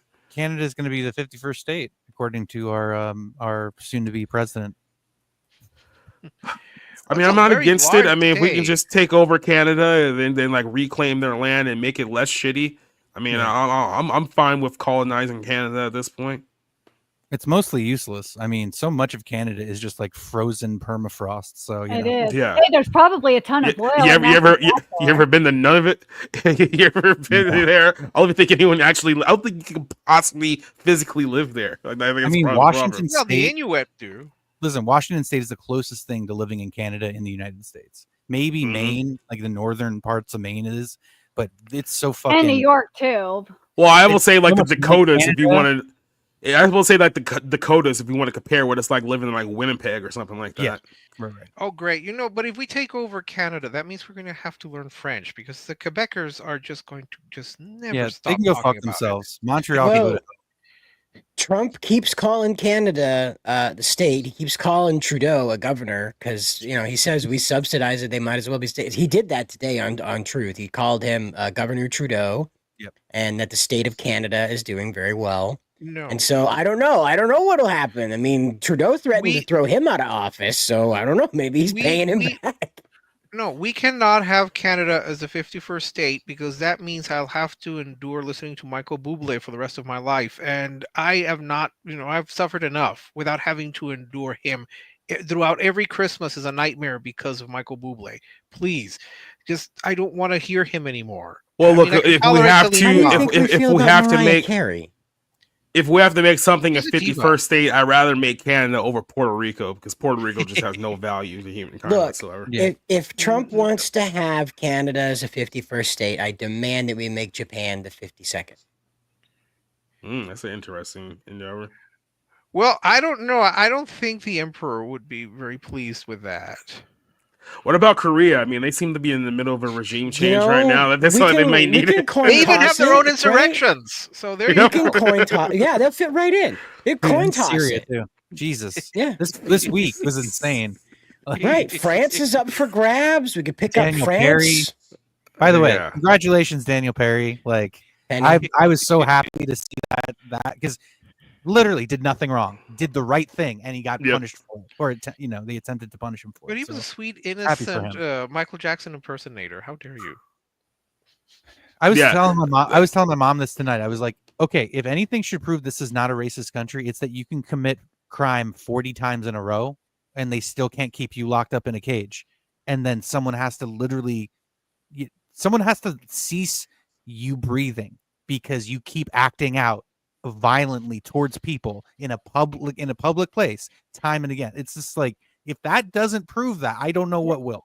Well, it's been a bad week for you Italians because you're out there assassinating the heads of major corporations and getting apparently fans who like the fact that you have a apparently great shape as your $40,000 a year schools. And yes, that is my annual salary, so I should just point that out, that he went to a school that would cost my entire salary. But it's been a very curious week. We've had assassinations and we've had overthrows and we've had attempted putsches all over Korea. It's sad when North Korea seems to be the more stable of the two Koreas. Well, the only people that can afford to be leftists are wealthy people. Just remember that. And WNBA players, because they're not all wealthy. Make six figures, more than I'll probably ever make. So, actually, they don't NBA players. Never mind. Yeah, they don't make. I will make more than they do. Jesus, that's sad. I was about to say, Caitlin Clark's salary in the WNBA is like $70,000 or something like that. It's bad. You're shooting low, man. Ooh. brutal. And then these bitches have the audacity just to complain about everything. It's like you're making less than like a freaking plumber in like Georgia. It's like, oh my god. But they are making more than the McDonald's worker who turned in the assassin. So there's that. Oh god, yeah. I mean, it's like, dude, you just give the guy 60 grand. Like, do you want to inspire another shooter? Like, let's just waive the policy and give him the money and let that situation go away. Let's jump over to this story here because, like I said, Trump is about to be president again, barring anything insane happening in the next few weeks. And the push from Hollywood right now is that we need to make trans kids the number one issue of our whole movement for the next several years. So a multitude of people have come out over the last a week or so, basically making a push towards trans kids and making sure that trans kids can get the procedures to essentially mutilate themselves and destroy their bodies at a very, very young age. So here's a person from RuPaul's Drag Race, which I think is in season 38 at this point. By the way, that show's fan base, the target audience is primarily women. So blame Nerdigans and her ilk for making that show popular. I will admit it is a guilty pleasure of mine. I love Drag Race. I knew it. I absolutely knew it. It's the gays 100%. And the women that love it. I fucking actually, I'm not gonna lie, even my late significant other, he liked it too, but he was metro, so that's like practically gay. Oh my god, the whole conversation is just not having. So yeah, trans drag queen. I mean, I thought it was drag queen. I thought it was known, but drag queen name is Peppermint. Starred in was it a CNN panel recently arguing in favor of transgender procedures for minors, declaring that lawmakers should not have any say in the controversial subject. Yeah, why would lawmakers have any say about what we should do to children and permanently mutilate them so they can feel like they're a gender that they're not? Why would we do anything like that? But Peppermint went and said that, I think lawmakers should not be the arbiters of people's health care. So anything that's just evil, we just label it as health care now. Is that basically what we're doing here? Has that been in the playbook for a while? Well, abortion is healthcare. Yes, everything bad is just going to be called healthcare now. So that should be between the patient and the doctor. You mean the minor and their physician? Is that what you're saying there? I don't think that being transgender or seeking medical care is political. I think that it's been politicized largely by the right to create this type of conversation, to create these wedges. Yeah, because the right is the problem here, who's trying to get people to saw skin off of their arm to make a fake penis. Like who would do something like that?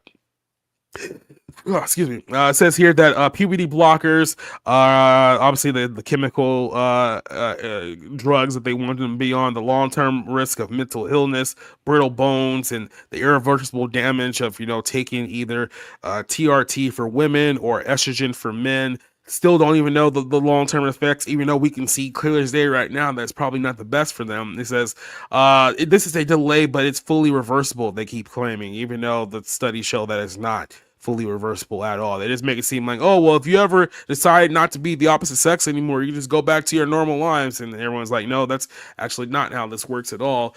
Somebody else who came out on this issue not too long ago is Elliot Page. Remember Elliot Page was that young Canadian girl named Ellie? But by the way, Canada just continues to take a massive amount of L's, just one after another, after another, after another. By the way, this is the woman who claimed that a voice in her head told her that she was trans, and she just went along with it. So I mean, it might very well just been a demon. Who knows? But as one does, Yeah, right. Voice in my head says I need to chop off my body parts. Okay, voice in my head. That seems very normal. Yeah, right.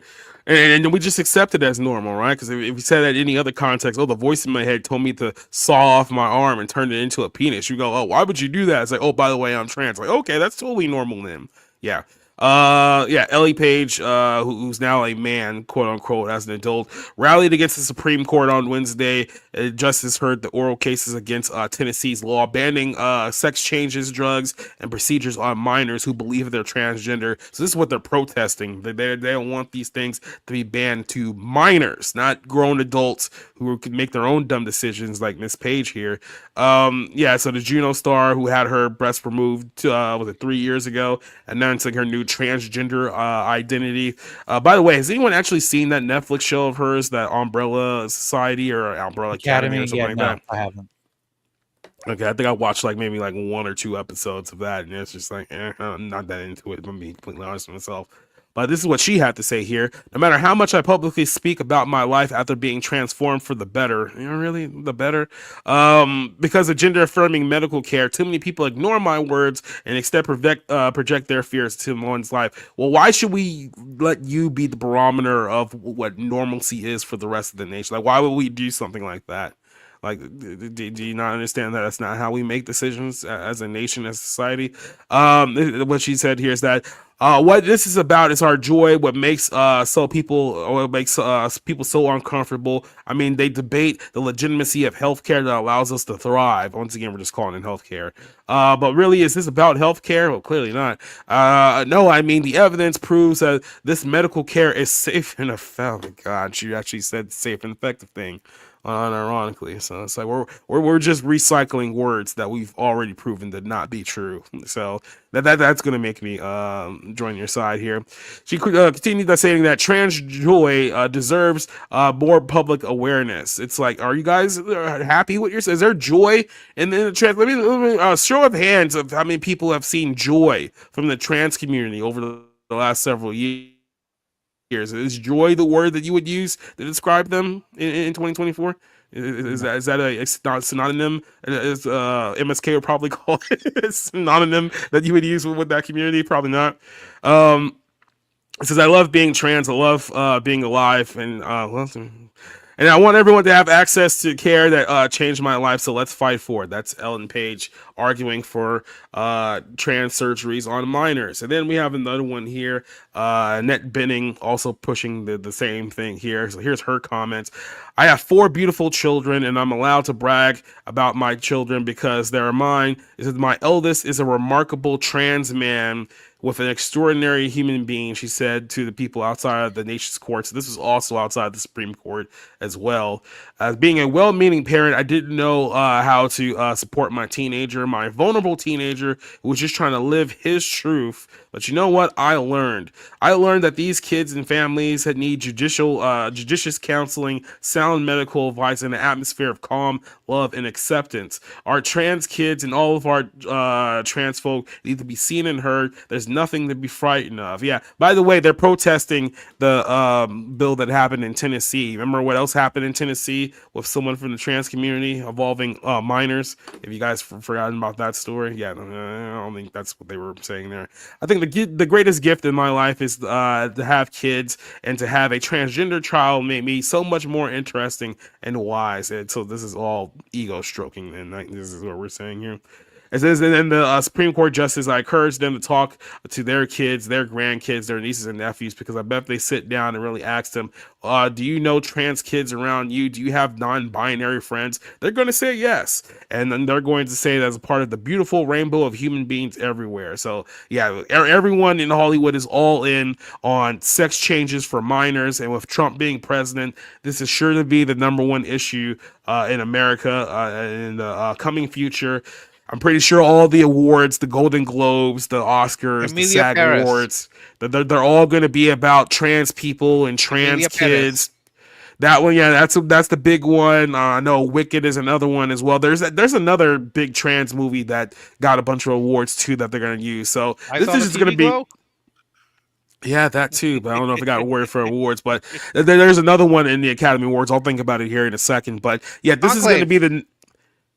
Yeah, that one too. That was the one I was thinking of, but yeah, that's another one. So I'm just giving you guys, this is what the preview of the next 4 months is going to be like, specifically out of Hollywood. It's all going to be grandstanding and hot dogging about trans kids because they lost an election soundly. I may add you, this is where they're pivoting to now. So if you're wondering if they learned anything at all, the answer is absolutely not. So Cider, I'll start this one off with you. What is your take on Hollywood? I can't even call it tripling or quadrupling down anymore. We have to be like, what, sextupling down on trans kids? This is the same state that said we're not going to tell parents that schools are going to trans kids. Yep. I don't think I need to say more. That's like the whole wall to wall is ready for it. So what are you going to do? Like I said, I mean, this is not an industry that's going to learn its lesson at any time. They're going to go down with the ship, and if the ship goes down to quite literally the bowels of hell, then that's exactly where it's going to go. So, yeah. Well, first, I say I hate that expression. His truth, my truth, their truth, your truth. No, the truth doesn't change based on your own personal opinion. It, uh, it's always the truth, and I hate that expression. His truth, her truth, whatever. Second, Annette Bening, Marsha Gay Harden, Jamie Lee Curtis, all of these stars all have trans kids. I'm just puzzled with why it just seems to suddenly be all of them have them. It just seems the odds are very low that all of them would suddenly just have, not to say suddenly, but they have all of these trans kids. Third, we're talking about surgeries for minors.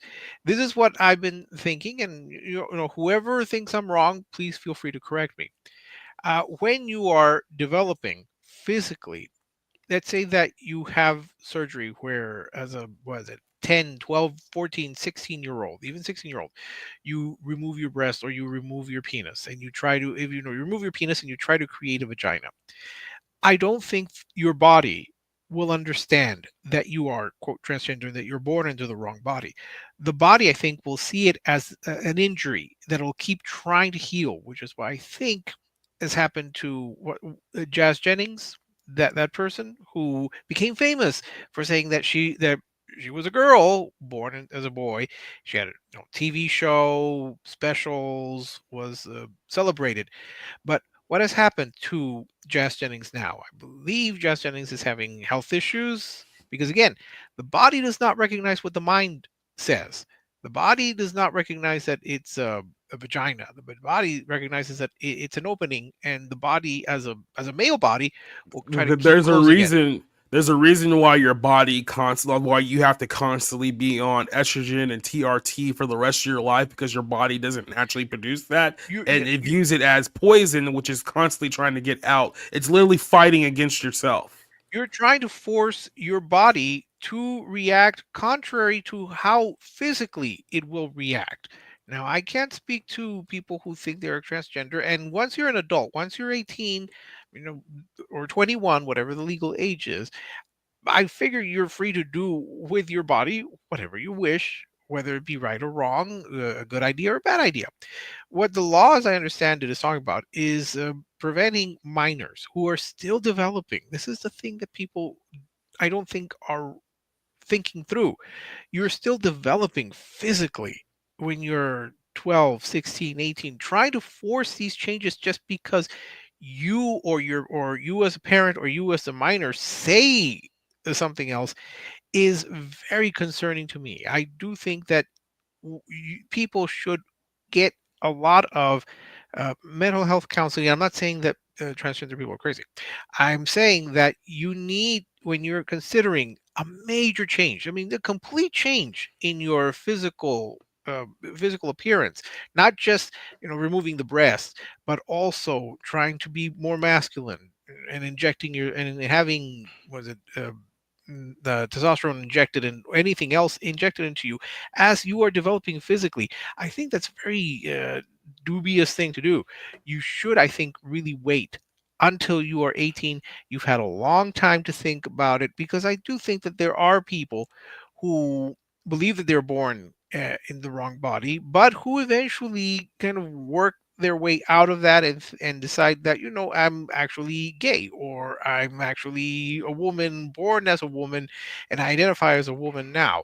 So Well, look, as long as we continue to pretend like mental disorders are normal, this is just what's going to happen here. Like this, we've been doing this now for like 40 years, where we're just pretending like crazy people are like actually someone mentally sane, where it's like, no, they actually do need a bolt ton of mental health that apparently they just can't get anymore here in the United States of America, because we're just going to tell them, oh, they're normal now, and go back into the world. I will say that the Supreme Court justices, contrary to what Annette Bening thinks, and I love Annette Bening as an actress, but contrary to what she thinks, I don't think the Supreme Court justices should be asking their grandchildren, hey, do you think I should make a ruling based on what you feel? No, no, no, no, no. You should base it based on the law, not on the personal opinions of minors or your kids or your children who happen to know someone who says that they are non-binary. I find that very an odd legal reasoning. Oh yes, we're going to change the Constitution because my 7-year-old thinks that a certain way. That just seems a very strange way of thinking to me. But I'm someone who likes to follow the law most of the time. Most of the time, yeah, that's good. Well, when I get on the border highway, I do go 65 when the speed limit is 60. Yep. I'm sorry. Rob, what's your take on this? Yeah, I think it's obvious how fake it is. I'm not sure how you talk yourself into it. Is it attention? Is it fame? I don't know. Like, I can't understand the parents doing this and pushing this and saying, or convincing their kids of it. I mean, you have cases where Charlize Theron adopts a child from a different country, and it's like, I don't know what their life was like, but if they were in poverty or they were incredibly poor or didn't have enough to eat, it's like, yeah, I'll do and say whatever you tell me to do because you're giving me everything you know what I mean? Like, things I never could have imagined. So, I mean, it's such a weird thing to try to analyze. And, I'm sure everyday people are like, what? It's normal. They're just accepting who their child. And I'm just like, look, if you one person, okay, Chaz Bono back in, sure, fine. You know what I mean? Like, there are except Alexis Arquette, who was Alex Arquette in Pulp Fiction, and then he became a woman or whatever. You know what I mean? Like, there are exceptions to this, but when it's I don't want to say widespread, but when there's multiple examples, when there's dozens of examples, that's weird. That's off. That doesn't show up in normal society. And so you really just start to have to ask why it's occurring. Now, I'm not going to come up with a satisfactory answer. I don't know. I've said this many times for, at this point, many years. I'm not a religious person. I don't necessarily believe that there's this demonic cabal in Hollywood, even though as time has gone on, it's like, okay, it's really hard to ignore. It's getting harder to deny. Yeah. So I want to believe that, hey, these people are normal and they're artists, so they're kind of weird. But Annette Bening, she married Warren Beatty 30 years ago. And this is when Warren Beatty, maybe not at the time, but like had a ridiculous reputation for being a Lothario. He would sleep with a broom. You know what I mean? Like, he was just such a man whore. And so I find their whole relationship to be very weird. And now the fact that, like, she's promoting her kid or whatever in this way, and it's like, I don't know what to make of it. I think it's weird. I think it's obvious how fake it is, but here we are. And I mean, we don't even talk about Dwayne Wade. We don't even talk about these examples that are just like, okay, like, you're a male professional athlete and you're allowing your child to have their gender changed by your fucking weirdo wife. I can't come up with a reason why people would do that. I think it's fucked up. I think it's an embarrassment. I think it's a joke. So I'll let Nerdigans go here. I'll let Nerdigans go here because I do have a point to, like, why you're seeing all these trans kids in Hollywood specifically. But what's your take on this, Nerdigans? Well, kind of as Rob said, there is such things as transgender. Let's divide it. There's transvestites and transgenders, and then there's transtrenders. Transtrenders are people that are saying they're trans because it's very trendy and hip. Then there's the transvestites. I just assume those are the people coming out as non-binary. Cross-dressers. Transgenders are the people that are like, they're non-binary is a separate thing, but that you can make the argument that would kind of fit into this too.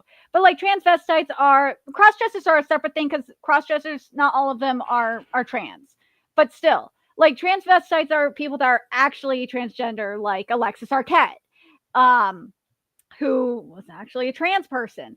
And the thing is, though, because I talked to actual trans people, they really hate the transgenders a lot. And because they are attention whores, they just want to get, a lot of it is for clout. In terms of social media, they want to get likes and clicks and retweets and shit like that. So that's why they're doing it. In the case of the parents, that's probably why they're doing it too, is so they could get likes, retweets, shares on and views on TikTok and Instagram and YouTube. It's just for that.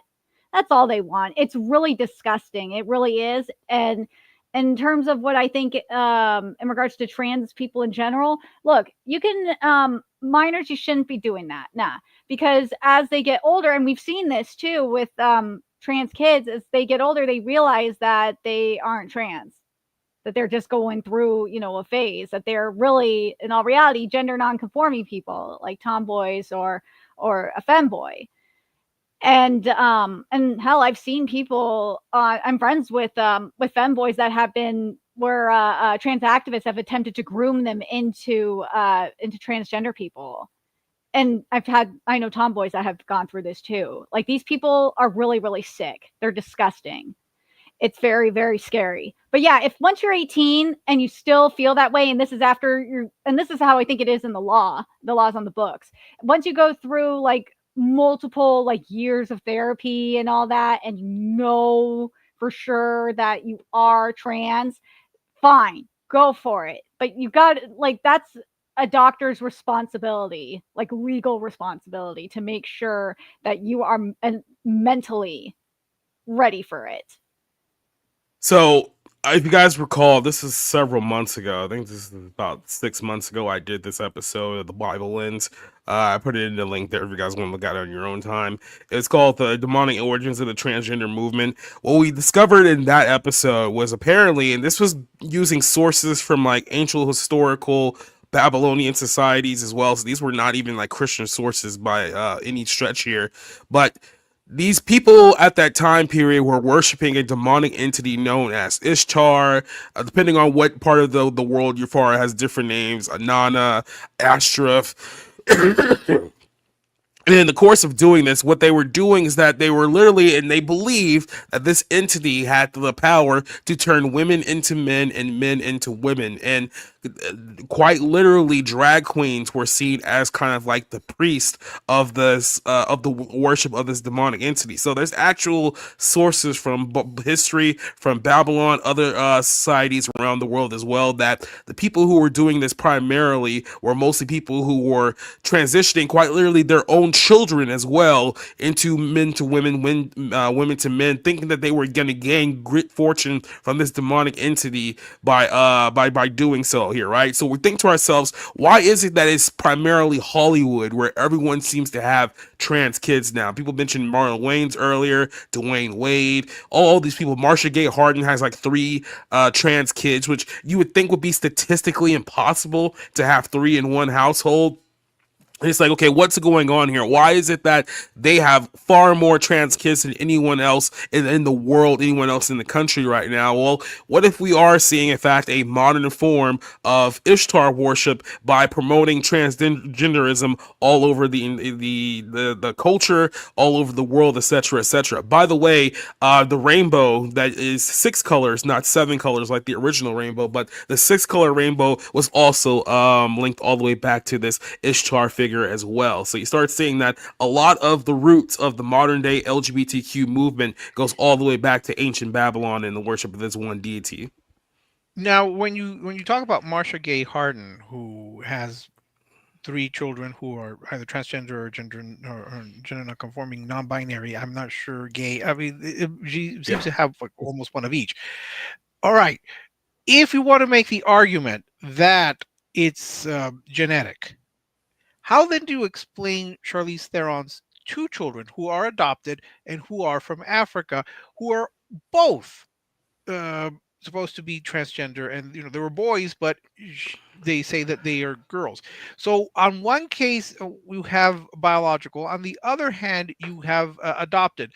Both of them have reached the same conclusion. I don't know how you can make the case that it's genetic when Charlize Theron's 2 children adopted, presumably from different families and from a culture that is not particularly welcoming to transgender or gay people in Africa.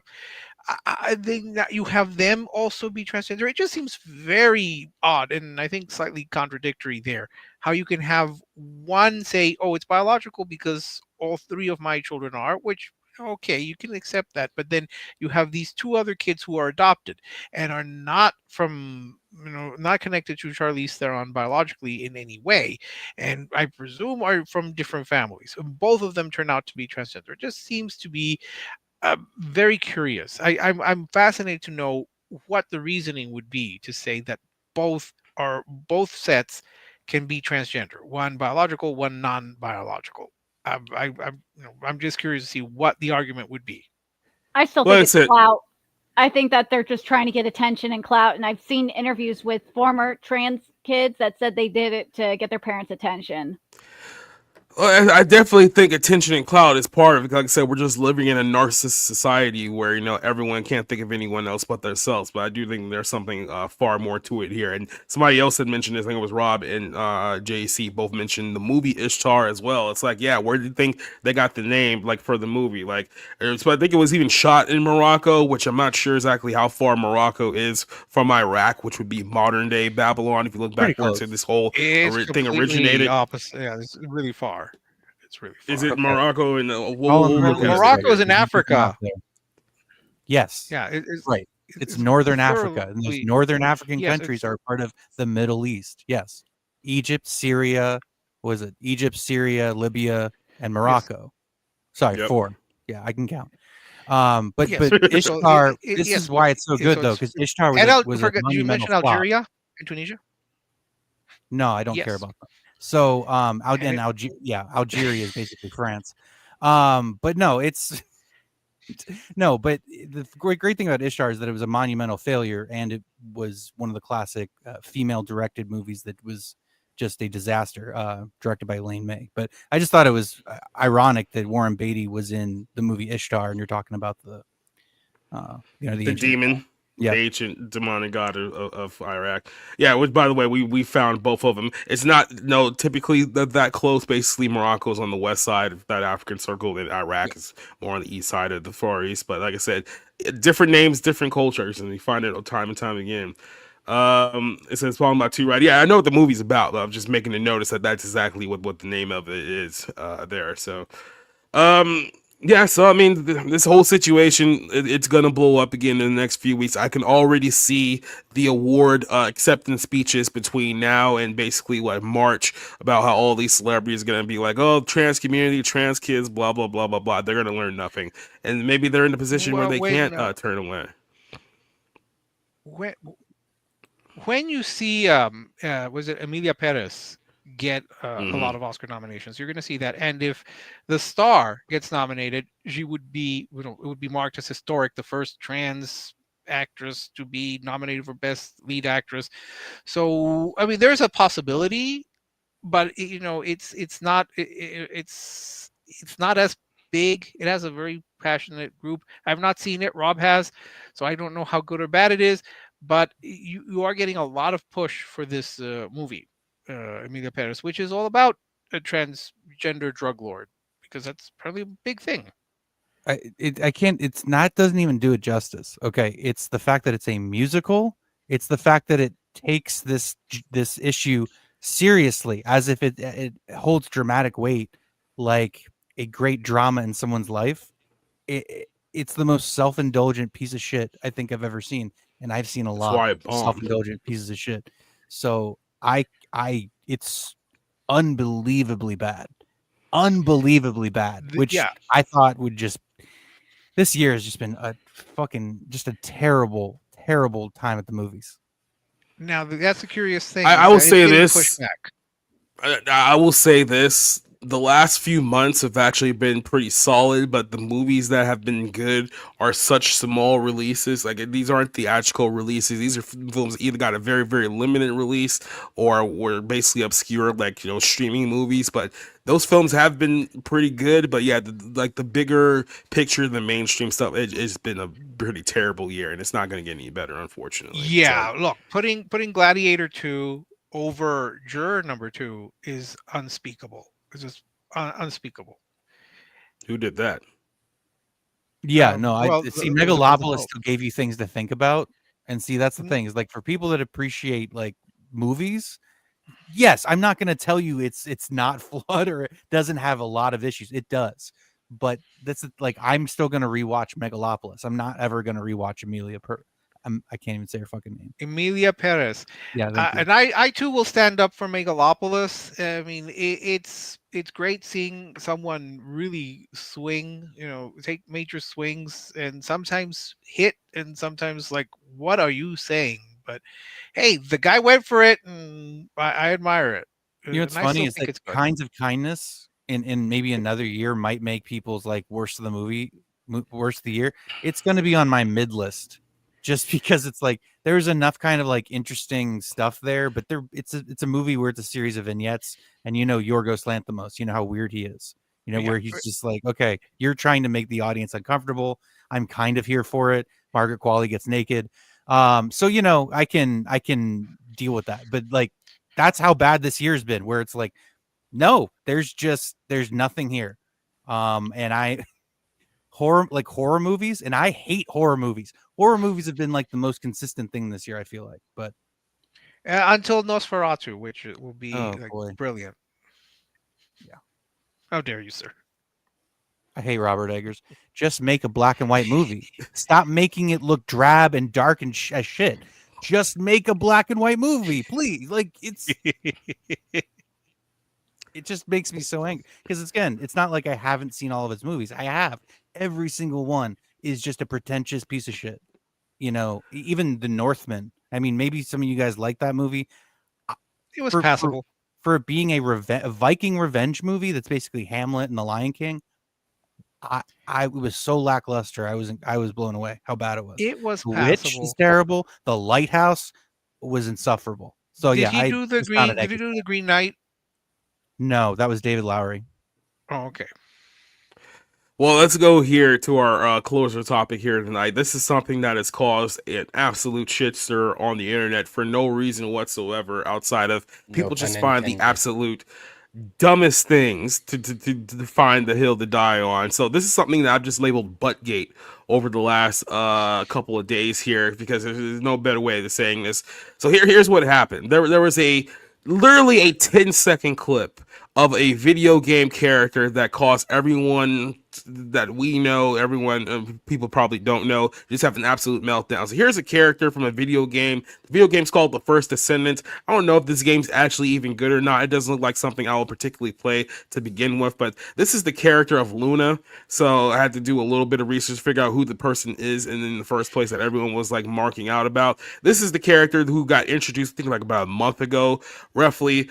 She's a character in like some kind of like shooting type game, and her whole gimmick is that, she wears low cut shorts and she shoots things, and she dances a lot too, and everyone notices, oh yeah, she has a big butt.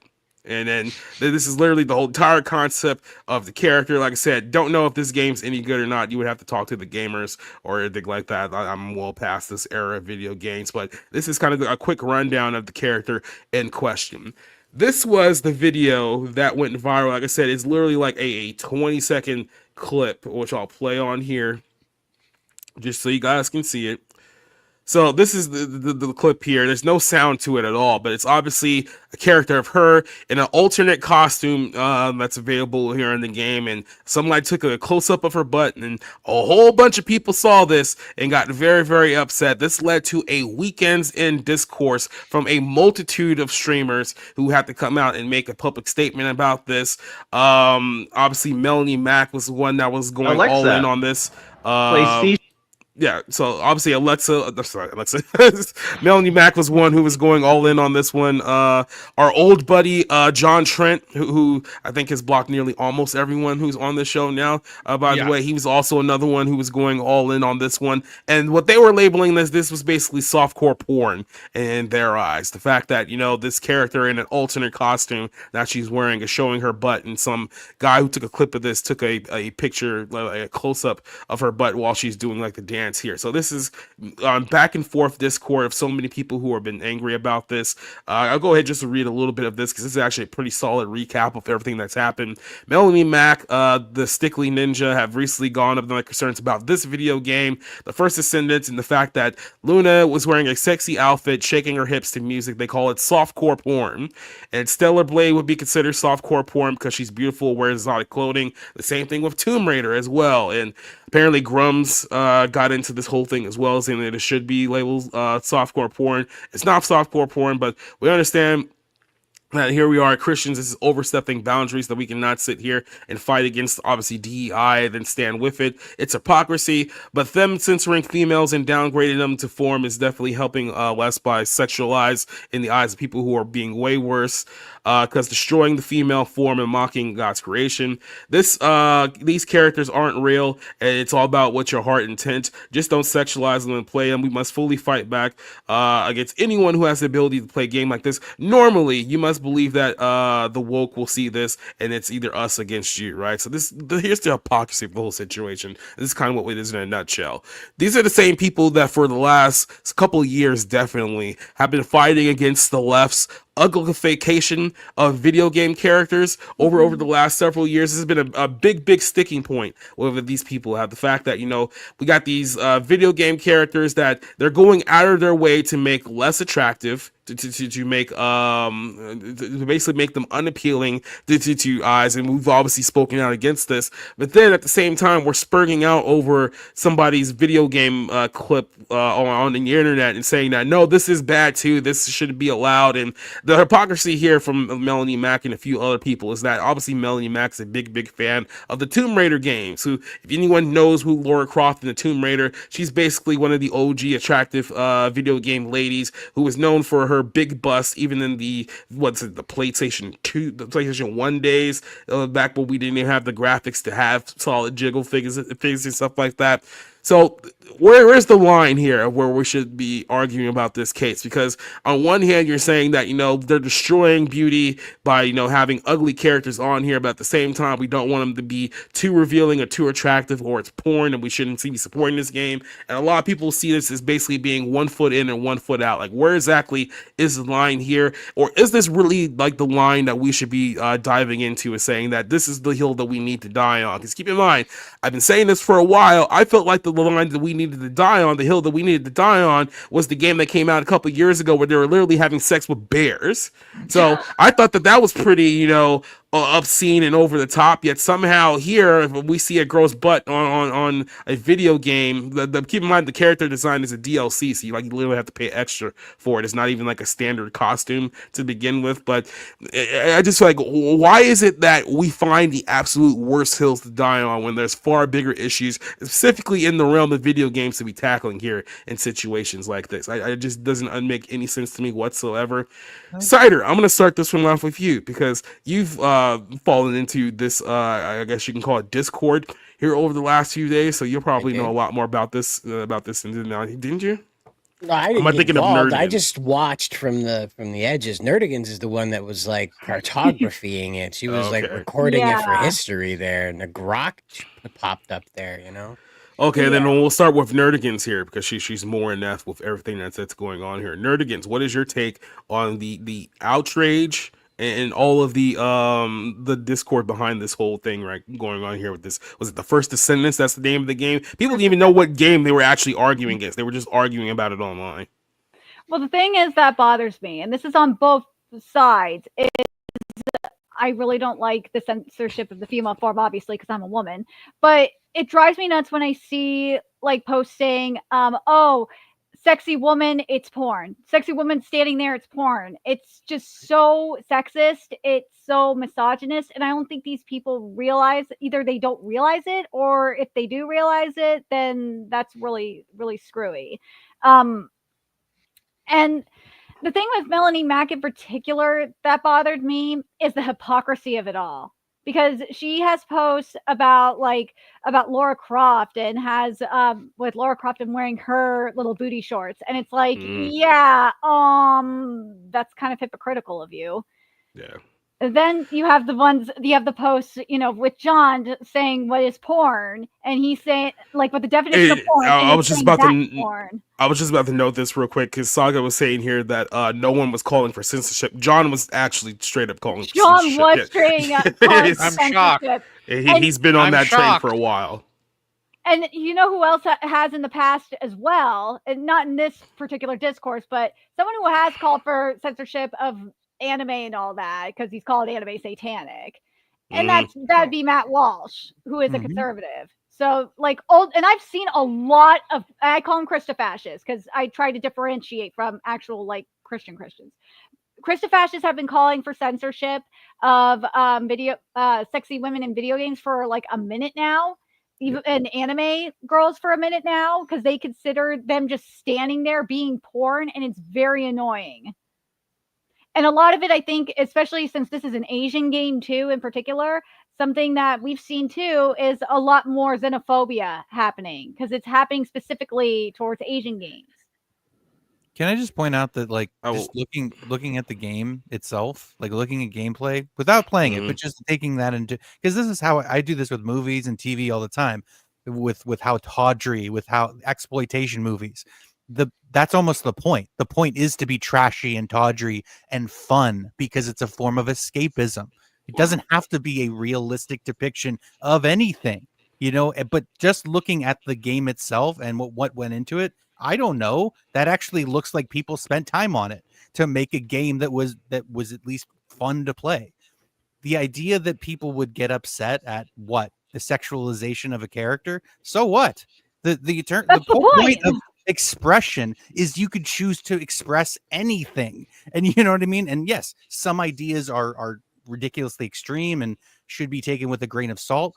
But this is like what makes us human. Is what makes us nervous, what turns us on, what excites us, what all these things, all the reasons we seek out escapism from our daily lives is stuff like this. Now, I have a different name for those people. It's social conservatives, because in the 90s they were trying to censor albums and cartoons and all kinds of stuff that was like pretty harmless. But obviously, I'm at least willing to give some credence to, the slippery slope argument, because look at where we are now. Look what's being pushed now. But I've been fighting against censorship and allowing people to express themselves, and for almost my entire life. So it's like, I'm never going to be the guy who's like, we need to respect whammons more. It's fun. It's not serious. The fact that people would take it and extrapolate it to reality or real women is kind of insane. But well, it's not just where we are. It's not just social conservatives who want to censor things like cartoons, because I remember when so many people on my behalf wanted to dump Speedy Gonzalez because, I'm going to be so oppressed and I'm going to feel so downtrodden. And like, have you talked to any Mexicans? We love Speedy because he's always beating El Gato Loco. But it's just a tempest in a teapot. I don't understand why people are really wasting their time on this. It seems rather innocuous. There are worse things. There is nowhere near porn. I mean, I was just going to say, I don't see this as anywhere near porn. It does bring to mind some very odd things that have happened in the past. There was that one time I was remembering when Katy Perry was getting criticized for wearing a very sexy outfit when she did a song with Elmo, which I thought was it wasn't like really scantily clad, but maybe for Elmo. But then you had, what was it, not that long ago, Shania Twain was singing in her underwear. It was like, she was probably nobody wants to see that. Like, I mean, she was probably wearing pretty much, if not something of like this outfit was. This is a silly argument, and I don't understand. I mean, in fairness, I don't know what John Trent said, because of course he hates me, even though we've never met, never interacted, but he hates me. But all of these people really have just made fools out of themselves if they think that this figure, this not real person, this real character, is kind of dancing and showing her behind. It's not even like she's flashing us or anything. It just seems to me very bizarre. But there are people who will always want to impose this on morality on others. That's So this is Sickly the Ninja. This was his I think this is kind of where the whole thing like really started. Yeah. It says that any person with a modicum of decency will say no. This is not where the future of gaming should be headed. The constant promotion of naked women or half-naked women as the greener side of the gaming is getting ridiculous, and I'm beginning to think that these people who want to say that they want to save gaming don't actually want to save it. So many claim to care about morals in the future generation and not giving an inch of progress to devs who push woke ideology and whatever, but then they'll turn around and tell young men who support titles who throw this stuff in your face.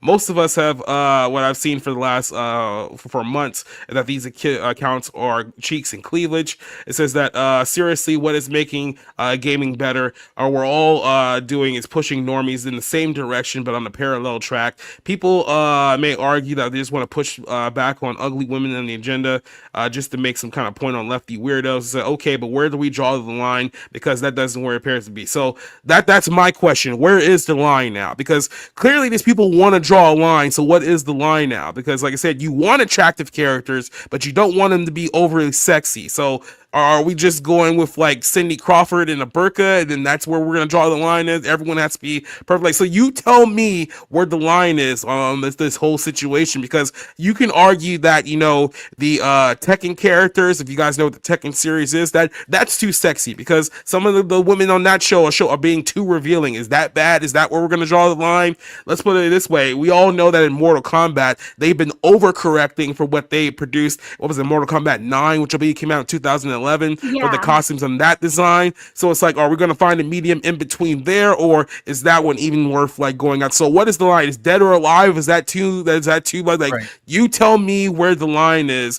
of no, we can't do that because that's going too far. We knew this with Dead or Alive. We knew that with like the ridiculous bouncing of the characters. It was like, oh, that's literally part of the cheeky fun of the game.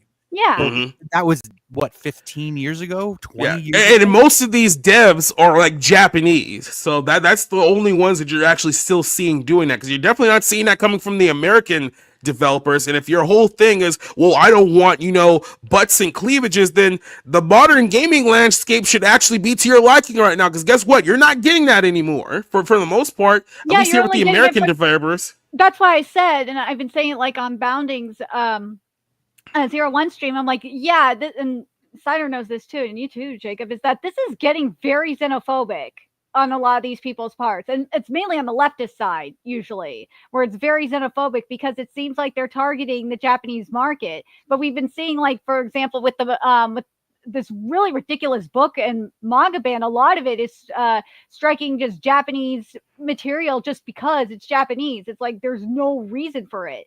But this, though, like, it's really getting to the point where I have to wonder if this is just, at some point the line is going to be, oh, we got to ban all Japanese games out of the, or Asian games out of the market. It's really getting to that point.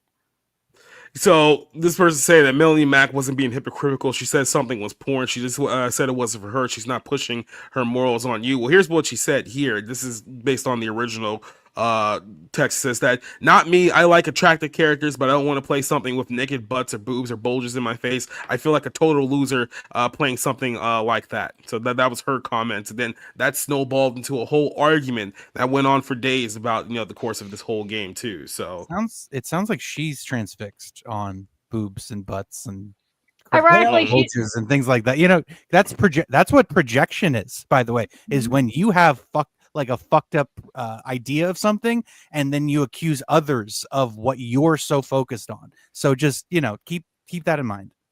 And then another thing here too, and you've noticed this Discord over the last several weeks, I don't even know how many quote unquote cultural conservatives actually like video games, because how many times we've heard this argument over the last several weeks now that, well, actually, you guys shouldn't be playing video games at all because video games is for kids. So you guys need to grow up and get out of video games. Video games are bad and all this other stuff. So it's like, so are these the people who are going to save the video game industry? Do we even care about saving the video game industry, or are we just trying to reshape it into an image that we find appropriate, and we're only upset because we're not the ones in control right now? I think it's that, and also it's the same thing as like with anime and animation. It's that they believe, and comic books too, they believe that it's only for kids, and they believe that kids are going to play this game, and that there can't be any like inappropriate content that's in it. It feels like that's how it is. And this game is rated M for mature. And so there's like some of the comments I saw, it's like, dude, do you not realize there is an ESRB system in place already that tells parents that this isn't for kids?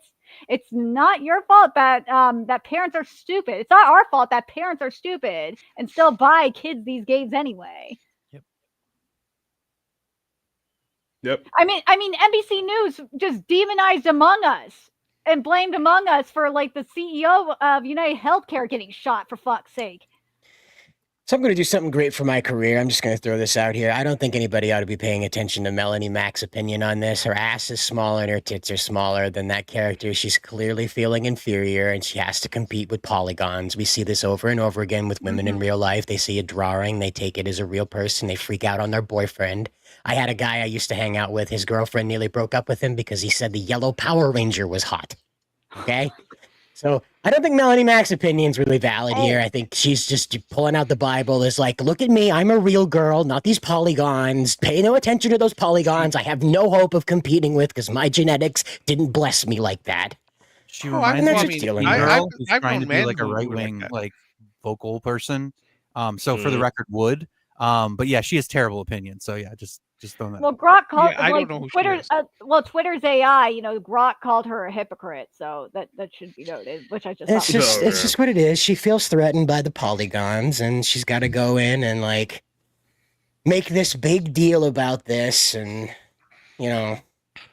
But I have no idea who this person is. So I've because this Melanie Mack's a lady that likes to fancy herself as a Republican and a conservative Christian lady, and time again her past comes to bite her in the ass, and what little of an ass she has, and you know, this is what's going on with this character. You know, it's just competition.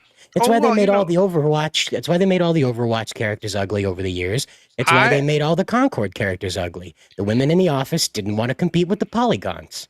I can believe in that insecure bit because, well, I mean, it was a man who felt insecure when his girlfriend expressed interest in like a baseball player, but it was just curious. Again, for me, this is a tempest in a teapot. I don't know why she's even bothering with this. All she had to say is, you know what, I don't care for this, but for her to call it porn, I don't think this is porn. I mean, porn is probably much more explicit.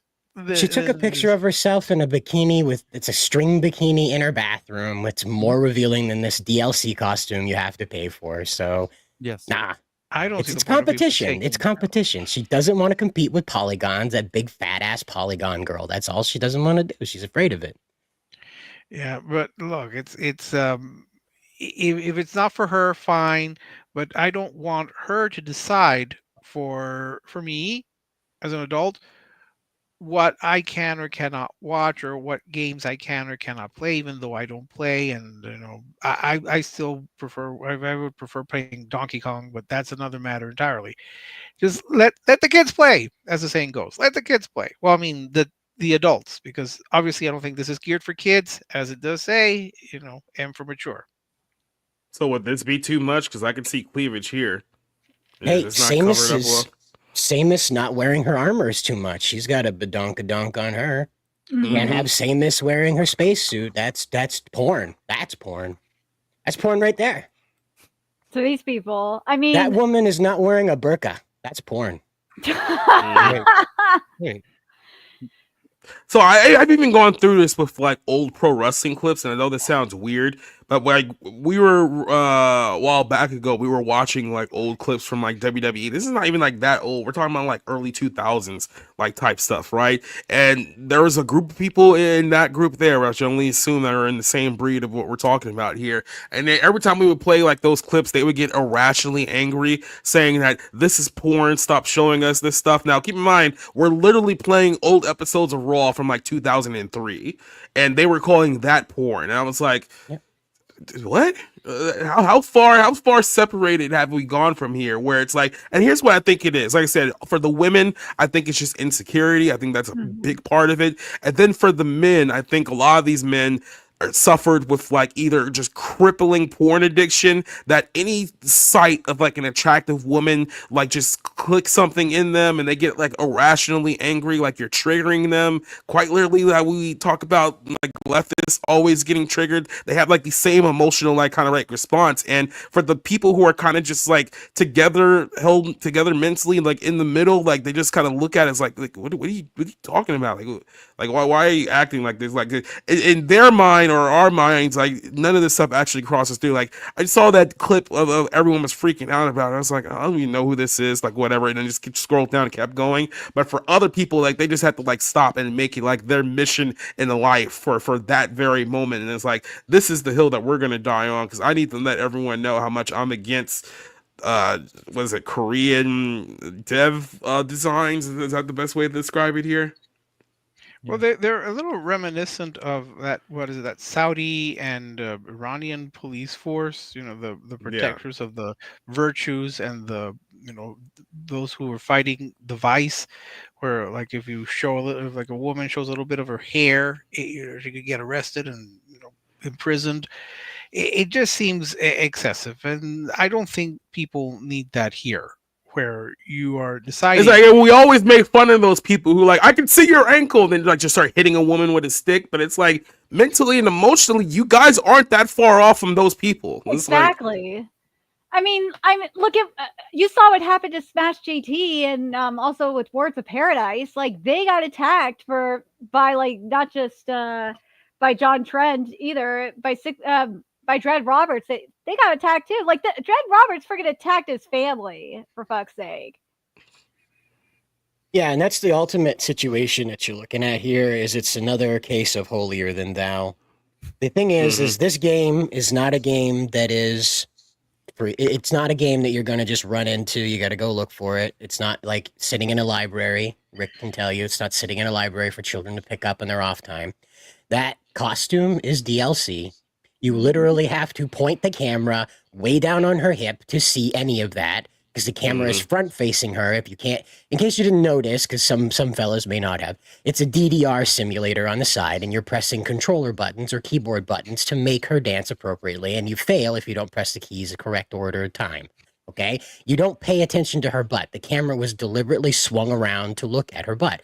Yes, that's an option in the game. No, she doesn't kick you in the face when you do that.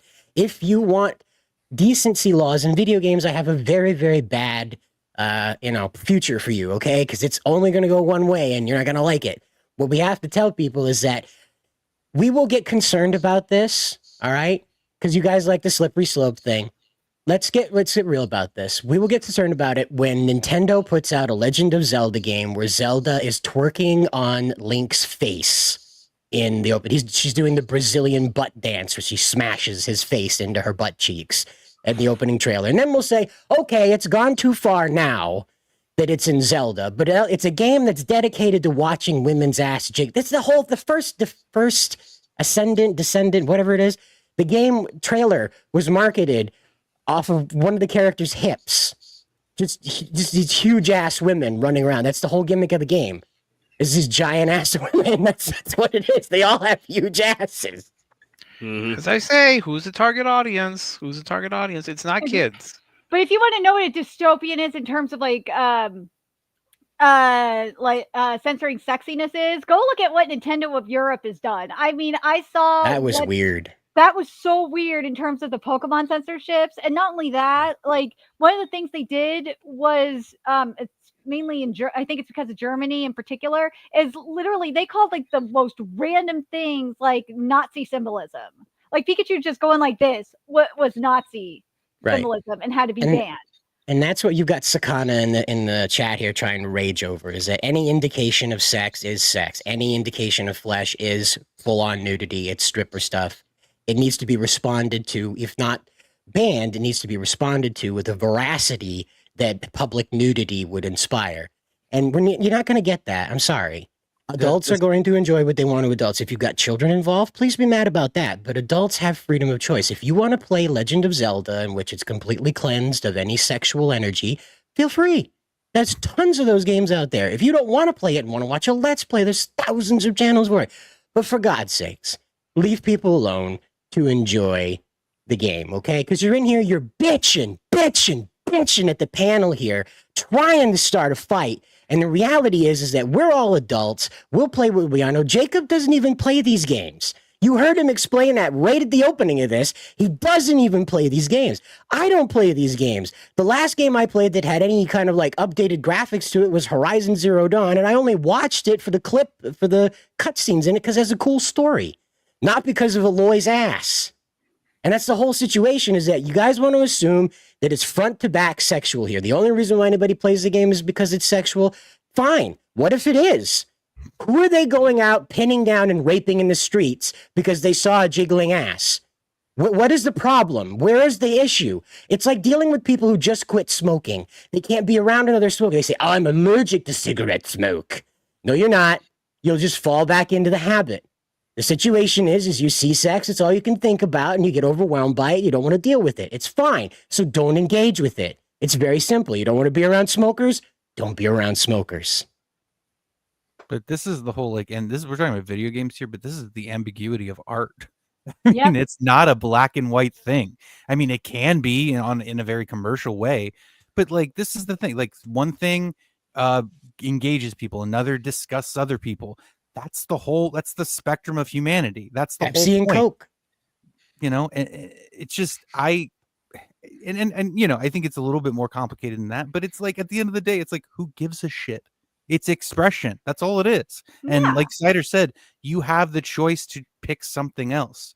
That's the great thing about living in a free society, is if you don't like something, spend your time watching, playing something else. And the wokies wanted to make sure we didn't have that choice. The wokies wanted to make sure that it was shamed when you put a woman out there that looked like that it was shamed when you absorbed any type of interesting character dynamic that didn't involve someone who had a man jaw and a body built like a 12-year-old boy. And I've been fighting this thing on both sides of this, the leftist woke bullshit and the social conservatives on the right. It's like, do not tell me what I can absorb. Do not tell me what I can read. Do not tell me what I can watch. Go fuck yourself, okay? A couple of things here real quick. Myself. Hold on, a couple things here real quick. Colty brought up, you know, obviously, if you guys remember the She-Hulk Disney Plus series a few years ago where they had all that twerking scene on that thing that was horrible. Look, I get it that there's that cost, by the way. Oh yeah.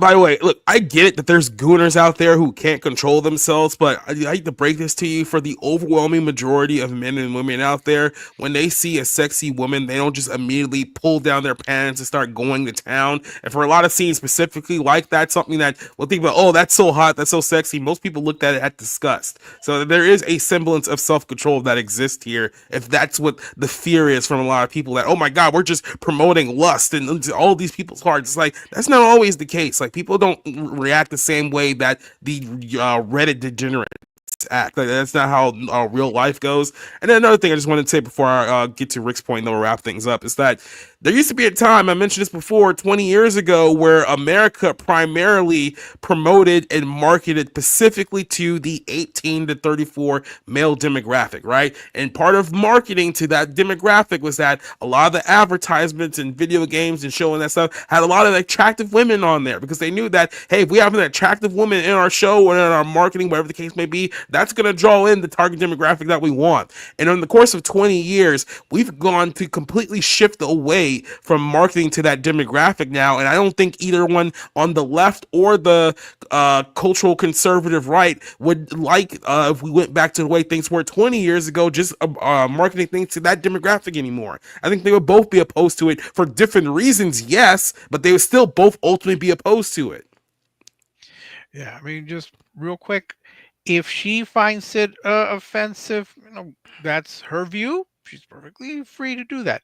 The problem is when she says, well, if you are Christian, you will agree with me and you will want this taken off, or, you know, if you're a moral person, you will agree with me and you will take this off. Then you are deciding for others, Christian and non-Christian. It's not, you know, that would be up to the individual. It's not up to someone else. I don't want another person to tell me if I can or cannot play a video game, even though I don't play video games. I don't want another person to tell me if I can or cannot watch a particular film or read a particular book, because it offends your sensibilities. And it does not matter which direction it comes from. If you decide for me, then that's a problem. And I think that was the whole issue here. If she decides for herself, she decides for herself. She's free to do so. It's when she decides for everyone else, that's where we have problems. And I'll just go ahead and play this old Axe body spray commercial from the 2000s. Introducing Axe deodorant body spray for men.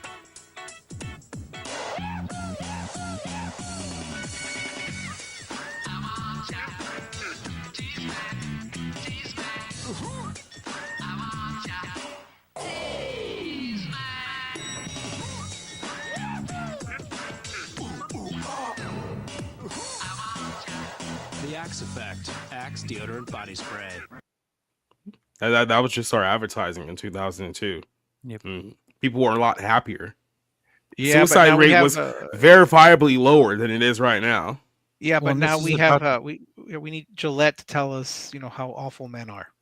But the WWF was probably promoting that during the commercial breaks, just like the scandalous Raw episodes, and like we've seen some of those videos like with Val Venus and the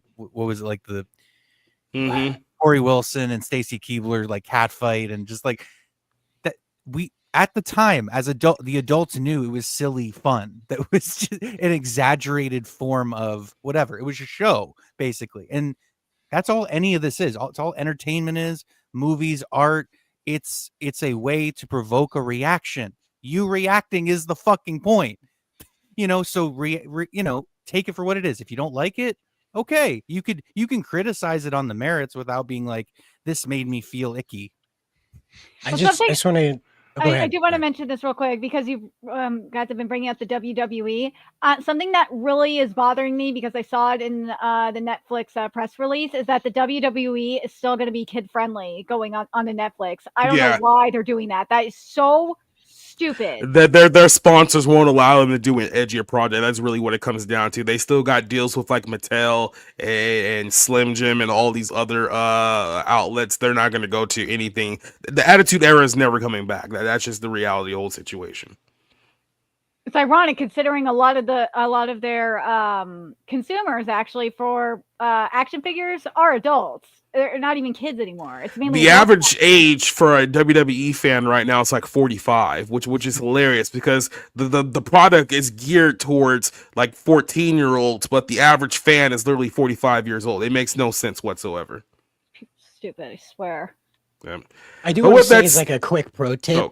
If you want to use Axe Phoenix to like make your car smell like it's brand new again, give it that new car smell again, works great actually. So you get your car detailed, then spray it down with some Axe Phoenix, and it smells just like a brand new car smell. Crazy. Yeah.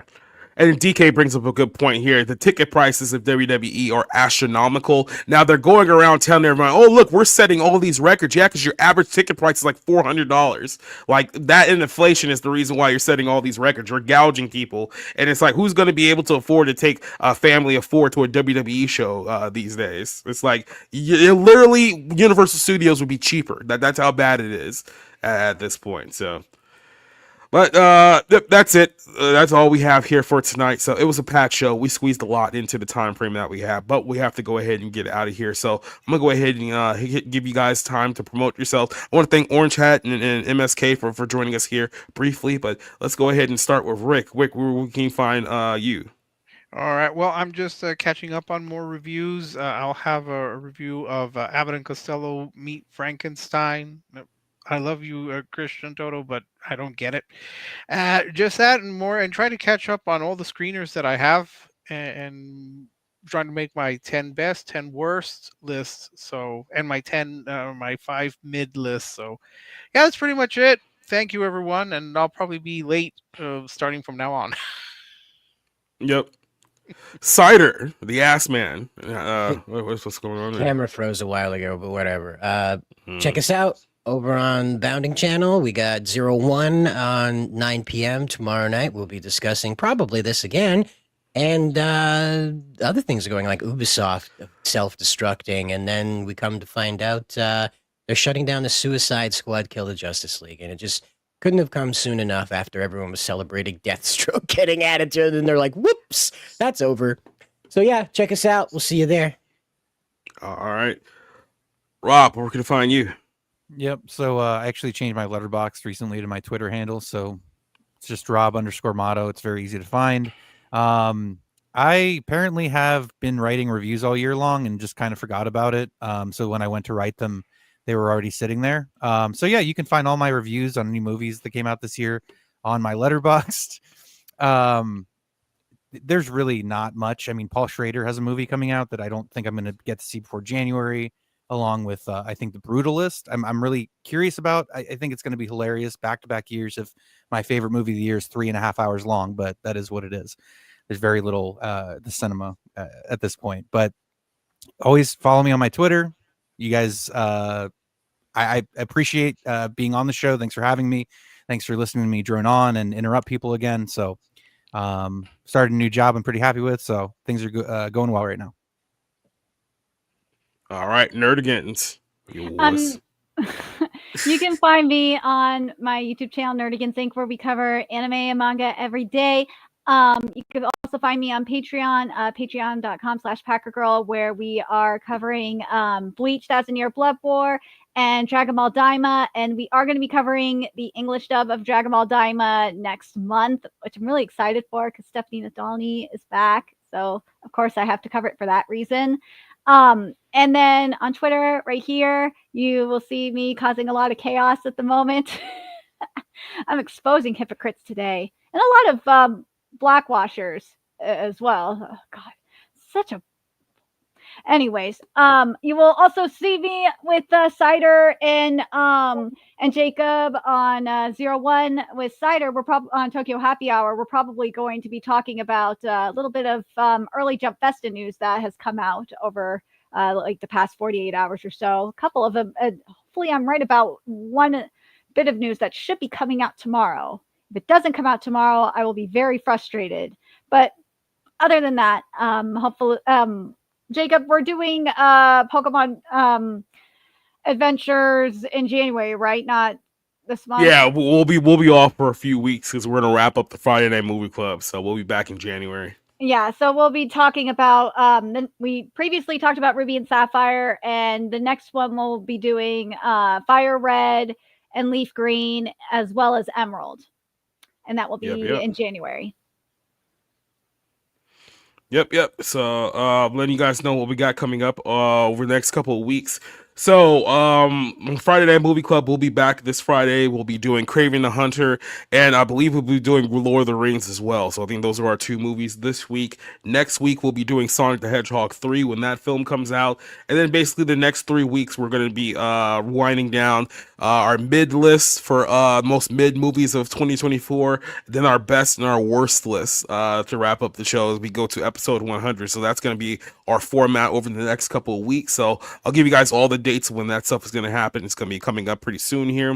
We'll be back on the 01 show tomorrow night with me, Nerdigans, Cider, and Spencer. We'll be talking about more ButtGate, I'm pretty sure. We'll be talking about Chris Evans coming back to the MCU, showing how desperate that they are. A few other movies, entertainment news has happened over the last couple of days as well. So that's going to be tomorrow night on the Bounding in the Comics YouTube channel. Sunday, I'll be back once again talking more Israel on the Bible Lens. That's Sunday's show. And then we'll be back here next Tuesday on the Bar Room as well. So for everyone who joined us here on the show, for everyone who joined us here on the chat, thank you very much for listening to tonight's show. But it's time for us to sign off and get out of here. So adios, goodbye, and good night.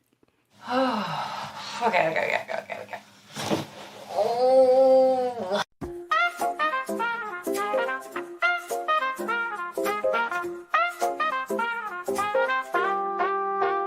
Making your way through the daily grind takes everything you've got. Taking a break from all your worries sure would help a lot. Wouldn't you like to tune away?